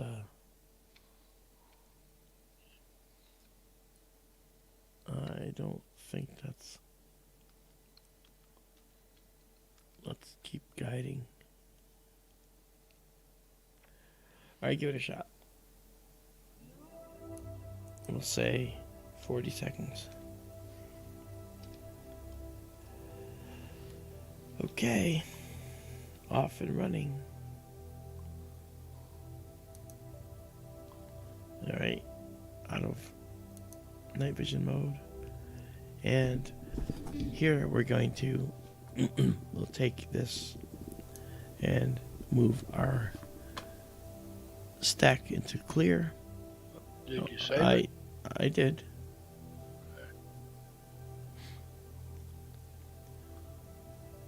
Okay.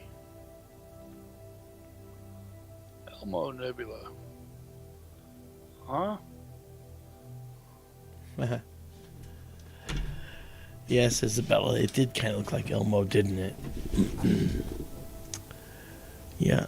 We have some clouds and wind here, but this looks pretty.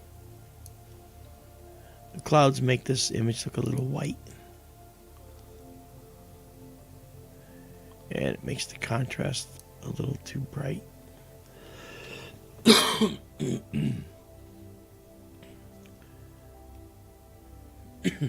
This is Propus. Propus. Which is? A star. What star? Where? What constellation? I don't remember actually.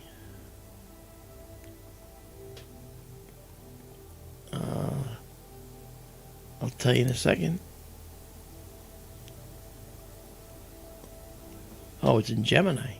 Oh.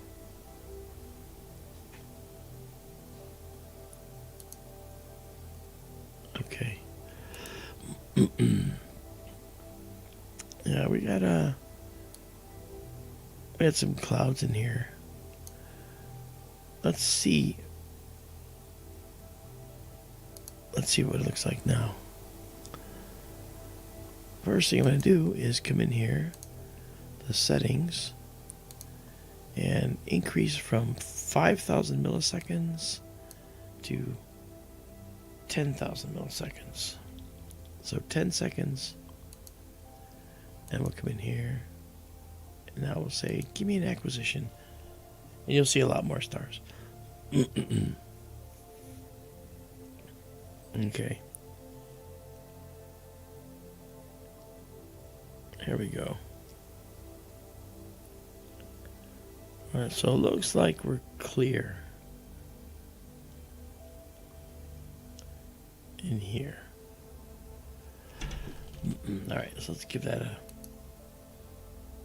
few moments to just relax. I'm going to clear this because that's got some issues. And I'm going to do this. Go back to our night vision mode for a minute. And we're going to take the focus and run it through the mill again. Okay.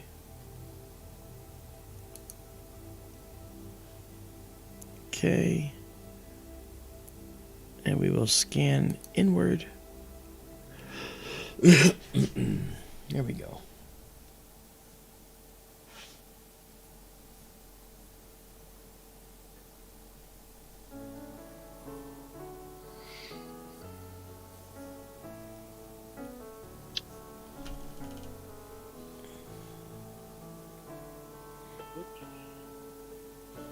What? I was looking something up and I accidentally erased it. Whoops. Tropus is in the left foot of Castor. Okay. Left leg or left foot, I guess you would say. Yeah. As we're Might focusing, we're getting this curve. So we'll see a line show up here, which will represent the best point. Sorry, Daryl, I didn't mean to interrupt. No worries. Now I know exactly where we are. Okay.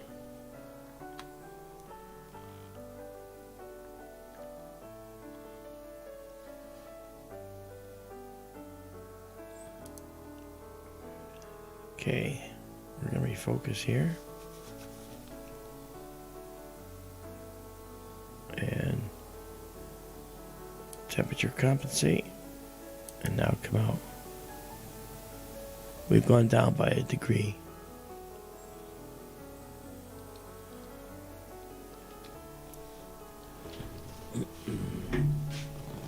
Okay.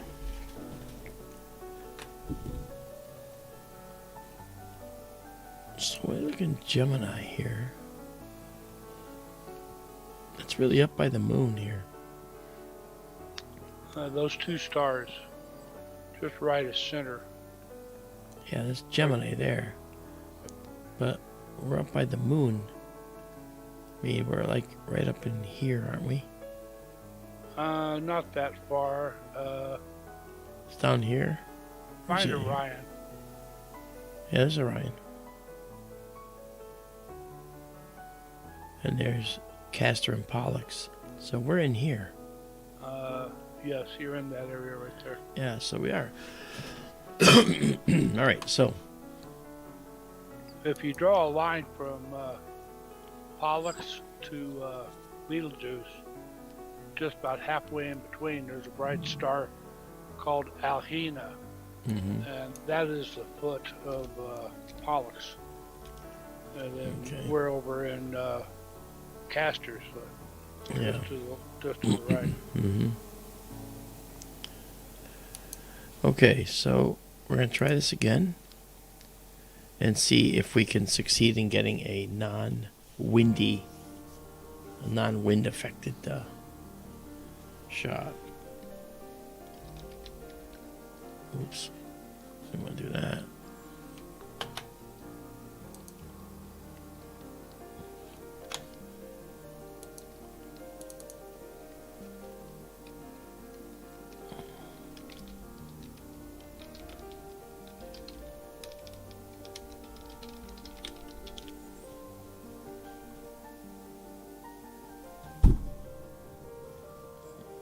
That looks good. That was a good shot. Keep in mind there's some moonlight right near us right now, so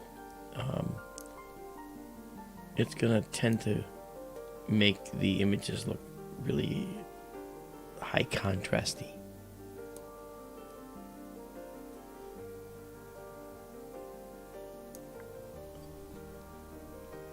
It's beautiful.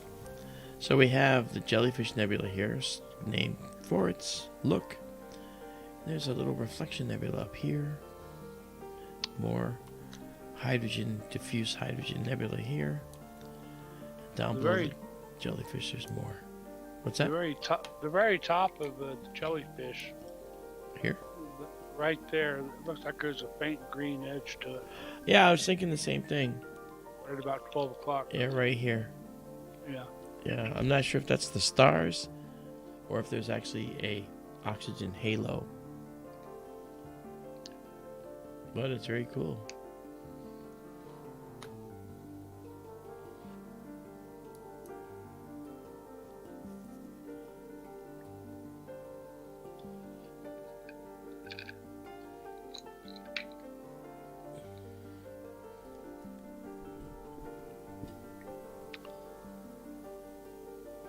Curtis Horn has a question of you.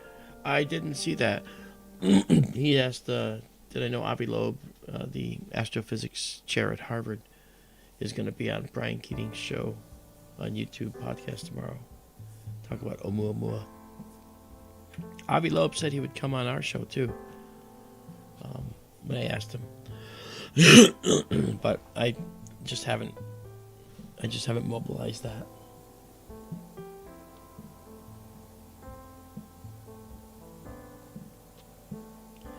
Bucky, you know the answer to that question, you silly rabbit. Will the black hole in M100 suck in Ceres? Bucky Barnburner, we know who you are.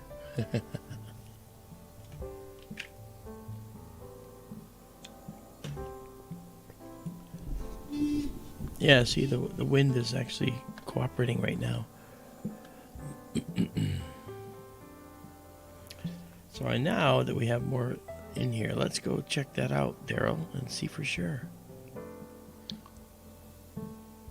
Oh, the green? Oh yeah, it's definitely there. Yeah. Yep. There is definitely doubly ionized oxygen in here as well.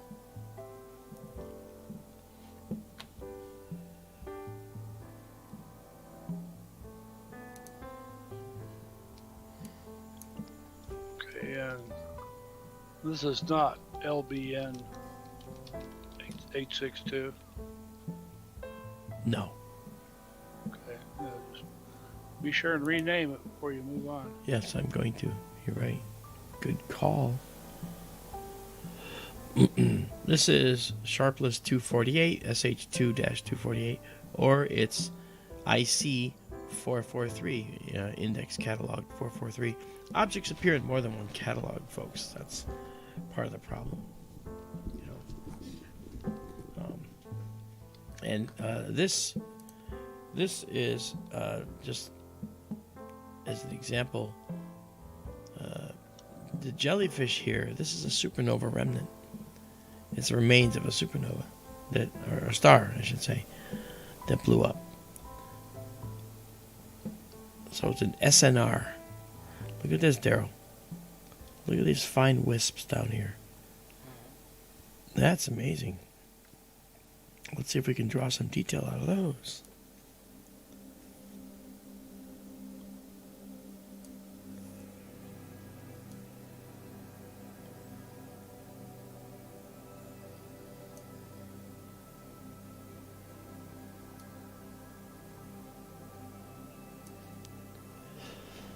Wow. Look at those. Those are nice. Well, it'll be interesting to see what we can do considering the moon is out on this. Actually, the moon's very close by. Oh, there's something. Wow. Look at this line right here. See that? Yep. There's a line of dark nebula like an umbilical cord or something. Very fascinating. That's nice.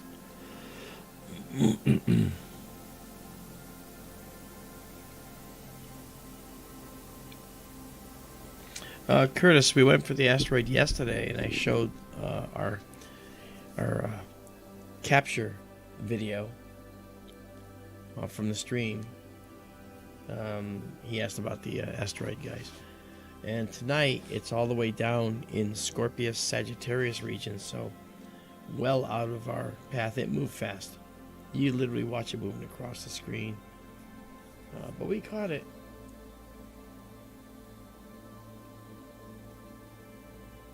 We caught it. Really pretty.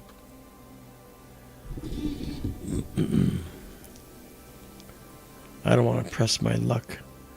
I'm going to wait for this image. And then I'm going to change the name.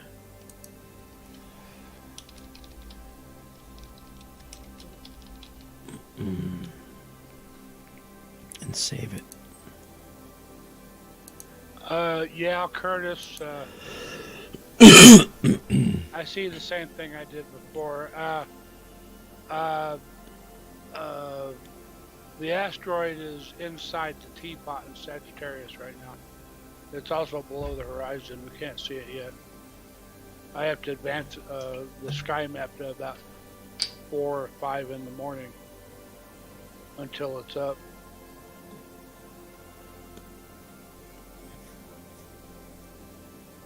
It's inside it's down toward the lower left of the teapot, inside the teapot in Sagittarius.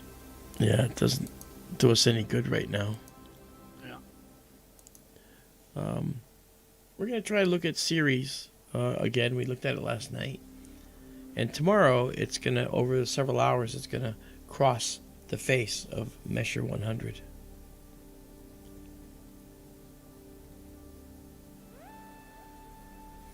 So yeah, we're going to take pictures of it the same way we did the comet, Curtis, as long as it's clear.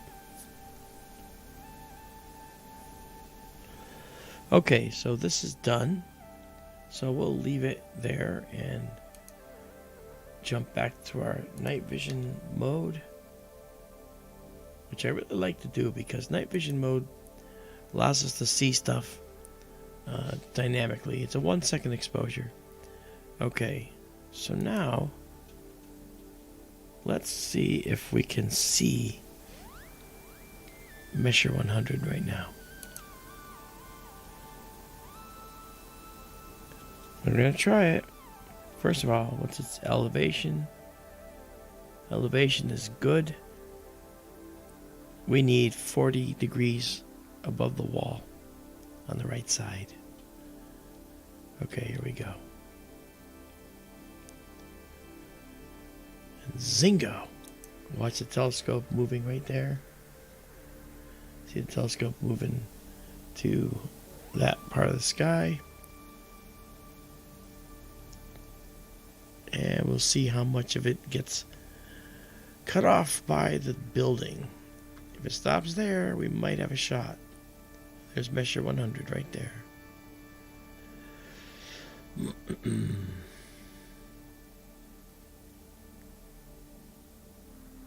Okay. And we'll just bring it up into the view.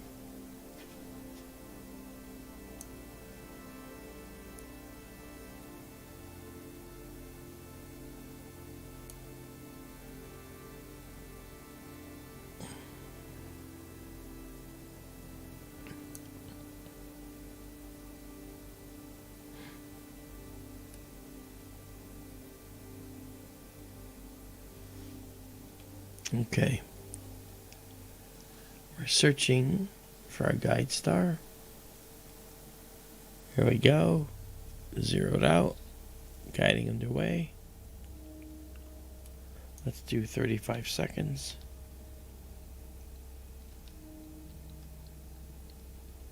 And off we go.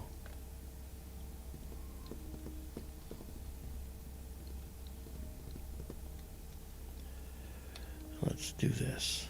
We'll zoom in a little.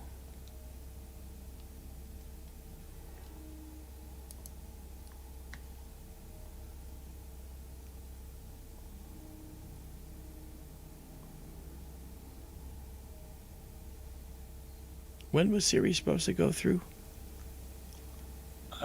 Sometime tomorrow night. Well, it's showing sometime tomorrow. It's showing Ceres. Let me get rid of this.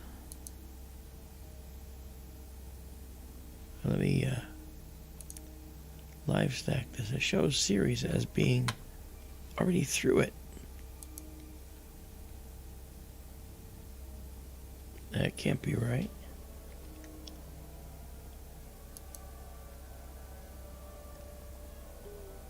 See that?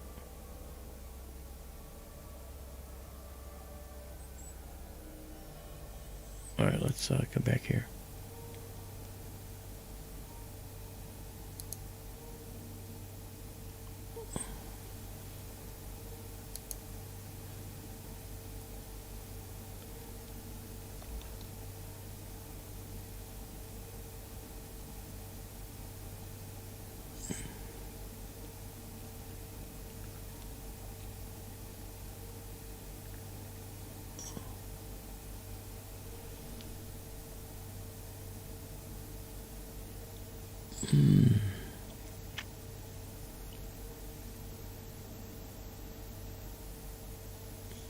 I think we were mistaken about what Ceres last night.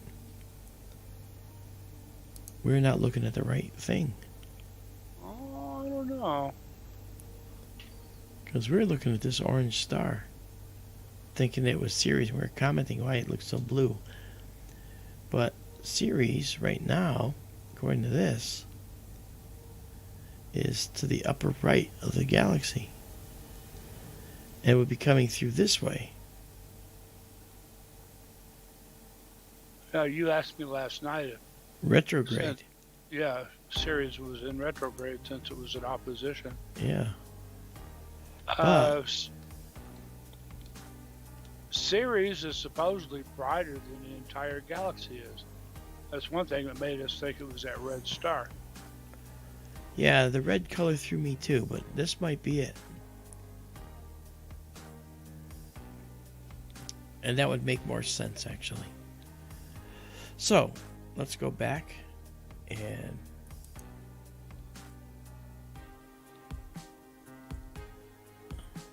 now let's back out so you can see the square. See this? This shows you our field of view. This square is this square.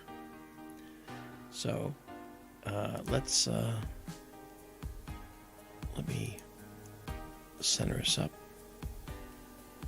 Okay, that's good. So,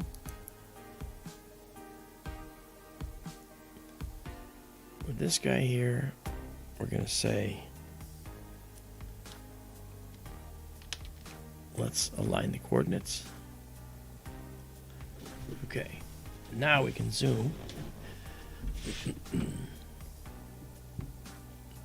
Alright, so the bottom is down here, upper's up here. That's Ceres. So if we come over here, outside the galaxy, that's Ceres.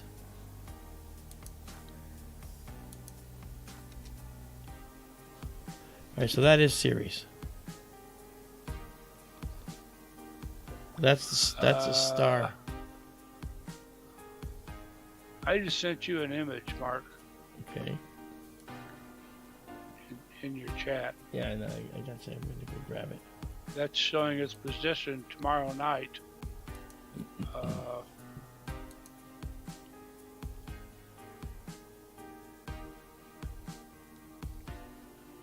Interesting. So it is in retrograde, so we got the wrong one.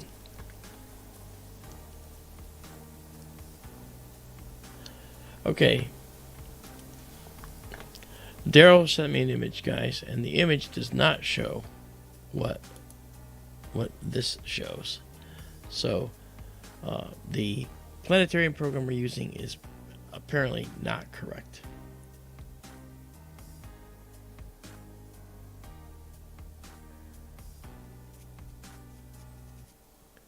It doesn't show images for tonight. Well, it typically should. So the question is... No, I mean the image I sent you. Oh. Is for tomorrow night. But if you kind of try to extrapolate back... yeah. That's almost like... it's almost like it's here. The red star is it. But it hasn't moved.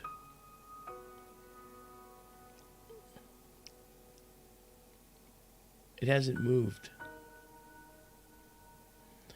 In fact, let's go do something else. Okay.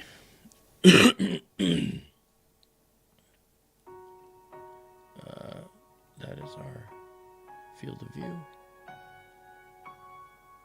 And just to the left of NGC, we have this. And that's a red star, Daryl. That's the star. I'm sorry, say again? This here is this star. Okay. We have that NGC object. Okay. Yes.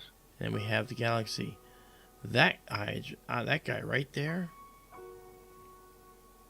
That I think is Ceres right there. Hmm.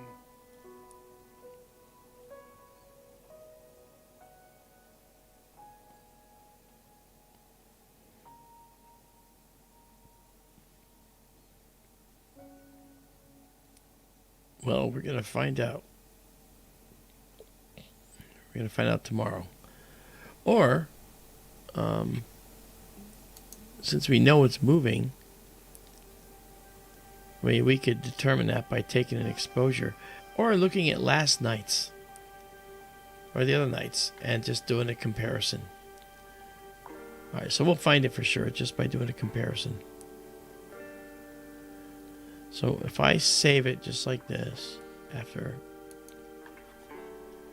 M100 and Ceres.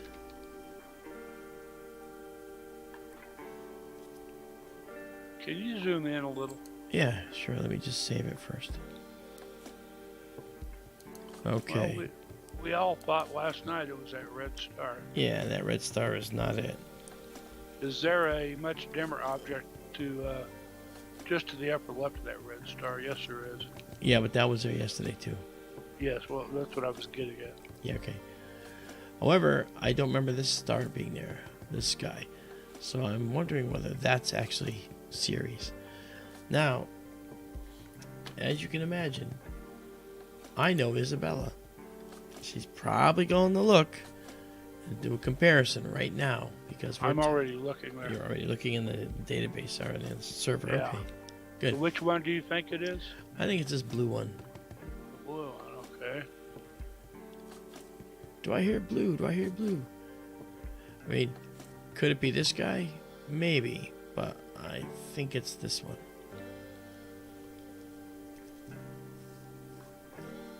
The blue one was there last night also. It was? Yes. Okay, so what about this one? Yes, I believe so. A dimmer red one. Yes, it was there last night also. Okay. Actually, so what that says? It says that Ceres might be out here. Uh-huh. Ceres might be out here somewhere. Was this blue one there? Yes, I believe so.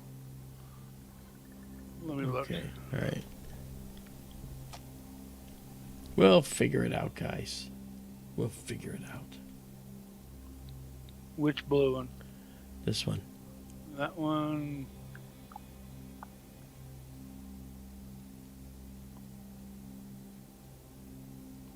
Yes. Okay. Well, wait. I'm getting lost now.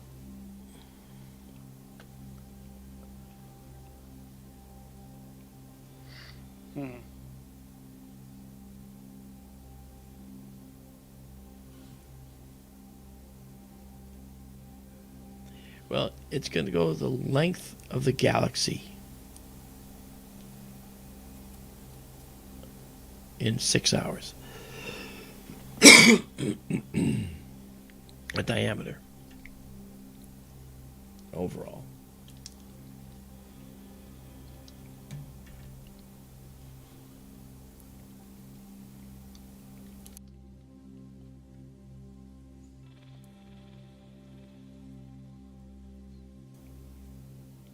Bullwinkle, you're right. A blink comparator is the way to do it.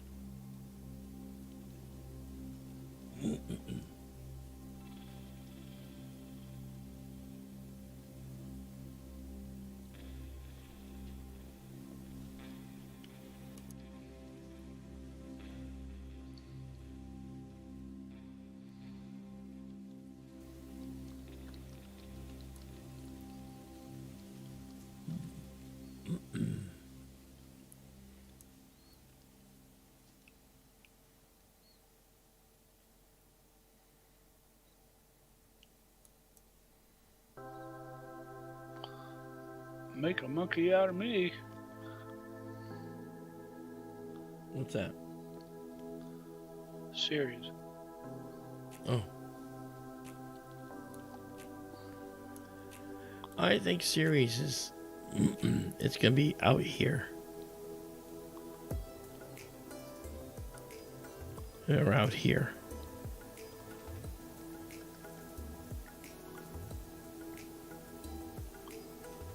I'm going to clear this and get some good...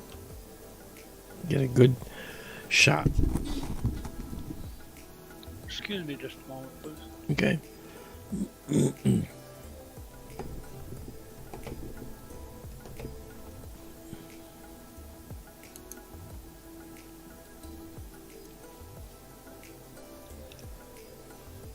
All right, hang on, guys. We're going to get a good shot now.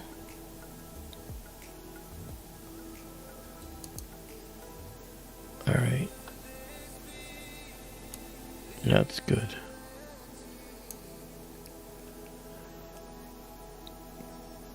Six hours.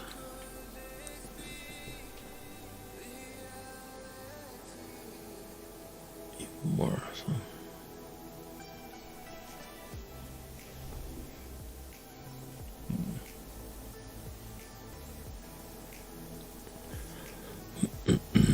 Don't mind me, I'm just letting my voice rest a bit.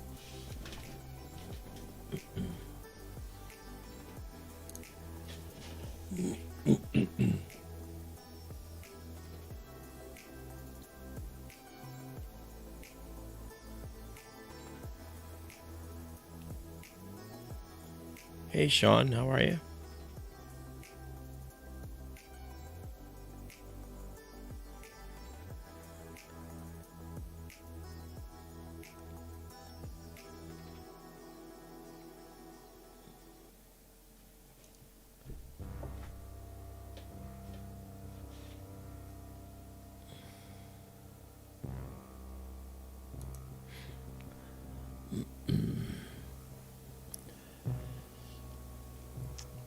Curtis, this is 4328. It's in our field here, which is on an angle here. It's, I'll show you. It's this guy right here.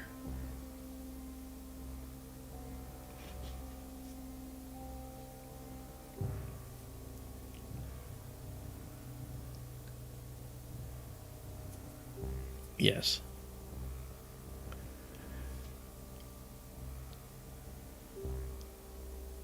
That's why I thought maybe it would be this guy. But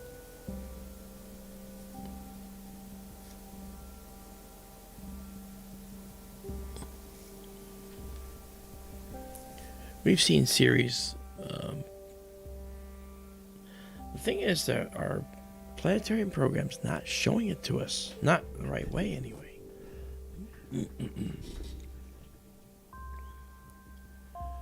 Okay, if we go and look at Ceres.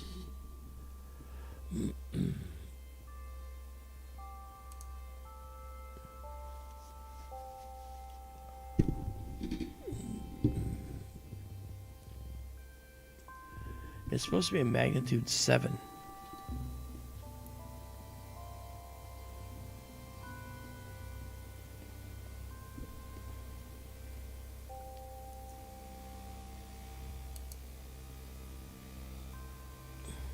Okay, so regarding the stars,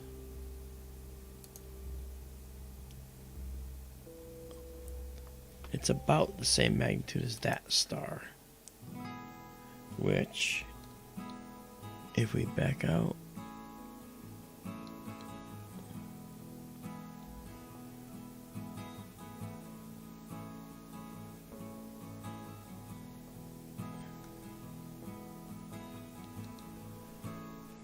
let me look.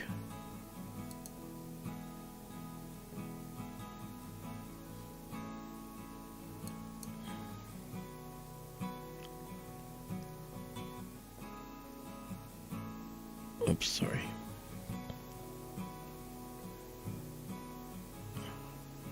Daryl, are you still gone? I'm here. Okay.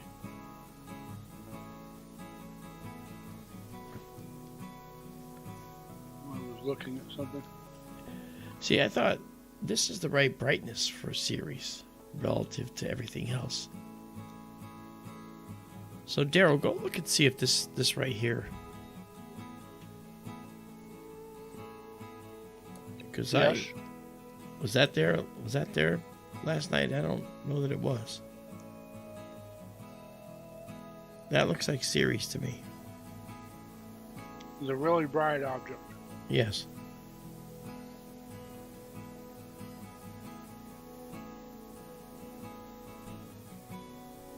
That's it. Okay, see? And yeah, last night's image, it's there, but it's much farther to the left, to the lower left. It's over here. Yeah. So it's going to be coming through. Yeah, all right. So that makes sense to me. You know. Yep. Yeah, the real bright object to the lower left of that. Curtis Horn was ahead of it too. Thanks, Curtis. Yeah, I saw that. Yeah. Yep. It's. So this is going to be moving this way. And why not start now? Okay, we will save this and save exactly as seen. All right. So now that we have it straightened out, this will be here. Probably not before we finish. We've gone 2.5 hours so far.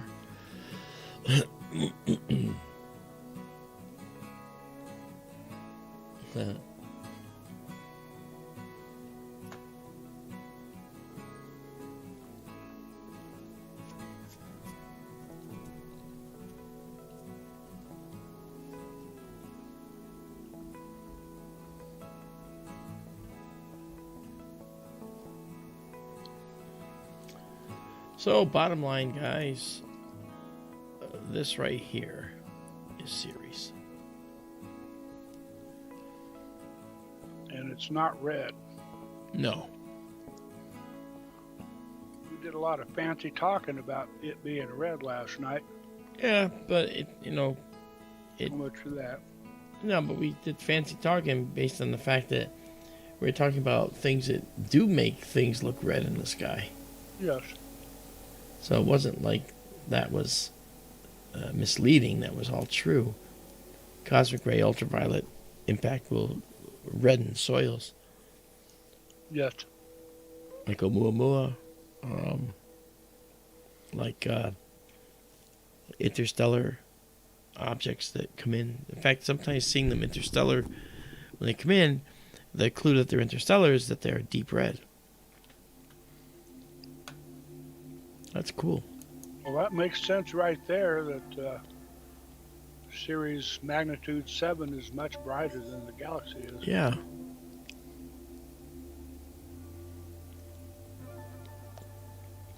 Interesting. You'd think that Ceres should be occulting stars left and right. But you can remember the actual diameter of Ceres is much, much, much smaller than what we see here. It's, you're talking hundreds of miles across, I assume. Yeah. And it's pretty far away. Yeah, I think it's like 600 miles across or something. So we're going to see it go like right through here. Yeah, and Bullwinkle says it looks like come close to eclipsing NGC 4328 there to the left, to the fuzz ball to the Okay. right there. Yeah, if you look at the line I've drawn, actually I'm going to get rid of that line because it's just a little bit off. So I'll make it more centered. It's going to go right basically through here. So that's where it's going tomorrow. Actually, I still messed it up. It's going to go like through here. Right? It's going to tip the edge right there. So the light might eclipse 4328. And it's going to go through there. So if it's clear tomorrow, we're going to look at it.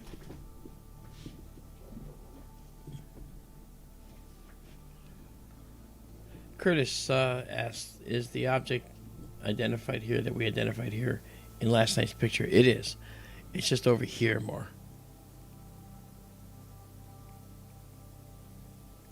Hey there, Prow. How you doing, man?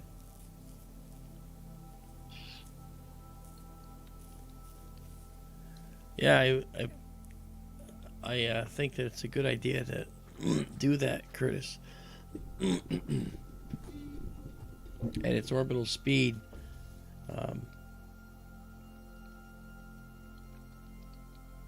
well, hey, Renee Cruz is here. Hi, Renee. At its orbital speed, we'd have to probably wait a little bit longer than 20 minutes to capture some distinct differences.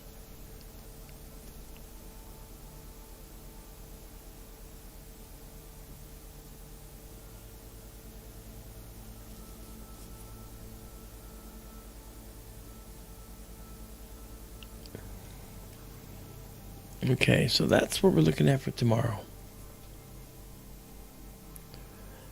So what I can do is I'll save this because it's a neat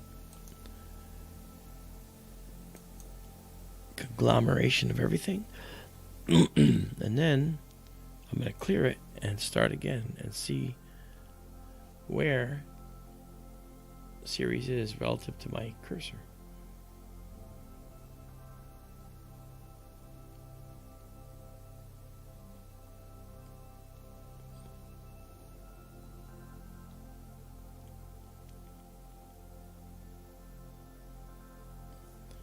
Almost an identical same spot as far as the cursor resolution goes. But that's okay. It was already getting dragged out a little bit. Well, that's very cool. Alright, so tomorrow we'll be doing more of this. As long as it's clear.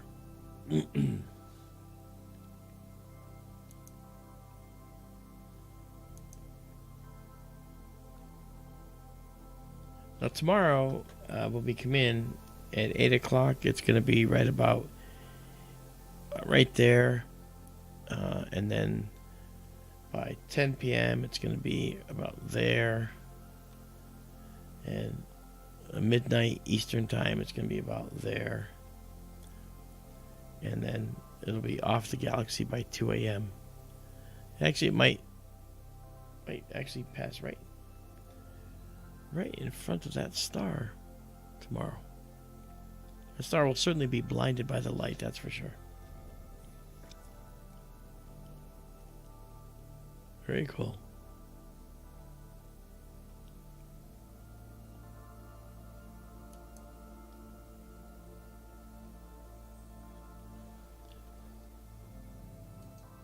Alright, well that's very good. I'm very pleased. Excuse me. Gesundheit. Snuck up on me. That's alright.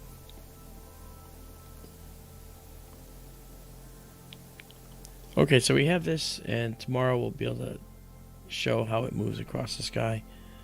If it's clear, we're going to just we'll look at other objects, then come back and capture it in various spots again through the night, because we'll have that. Okay. One last save. Until tomorrow, we'll be back. Measure 100. We'll be back.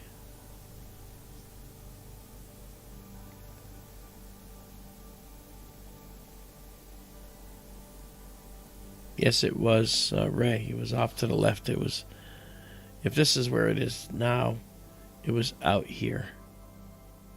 And it's visible in the image. You can see it. Okay. Okay, so let's get out of this for now. And yes, there's lots of galaxies in here. We'll do a compendium of those galaxies at some point. Wow, look at the stars. Lots and lots of wind blowing out there.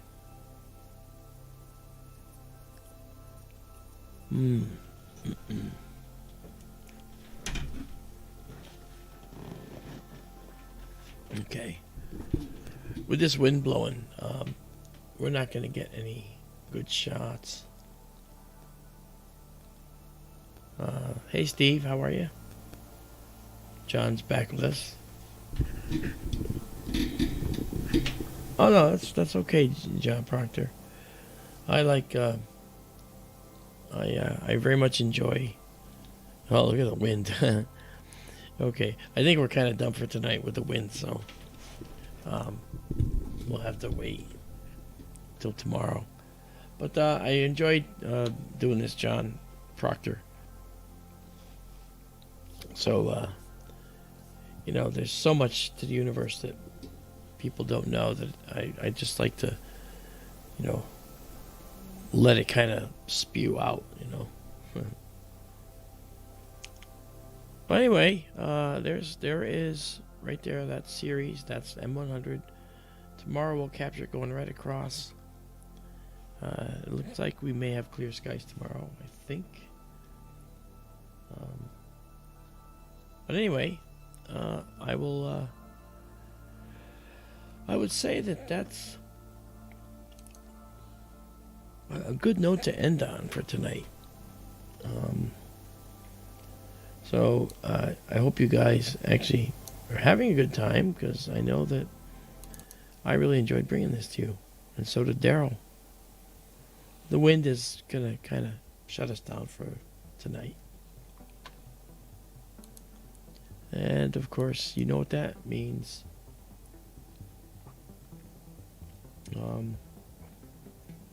Uh-oh. Izabela had an image, Daryl? I can't hear you if you're talking, Daryl.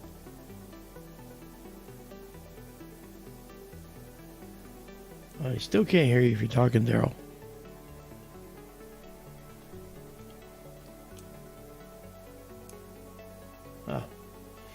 All right, well, in any case, I hope you guys have a good night, and we will be back. All right, so we'll see you later, and tomorrow's another day. Let's hope it's clear. Yes, hi. I'm stuck somewhere in nowhere land. Okay. Yes, Izabela, I have the image. We'll look at it tomorrow, Izabela. Okay. Not a problem. All right, guys. You guys take care, and we will see you on the flip-flop. All right, everybody. Thank you for coming. Thank you all.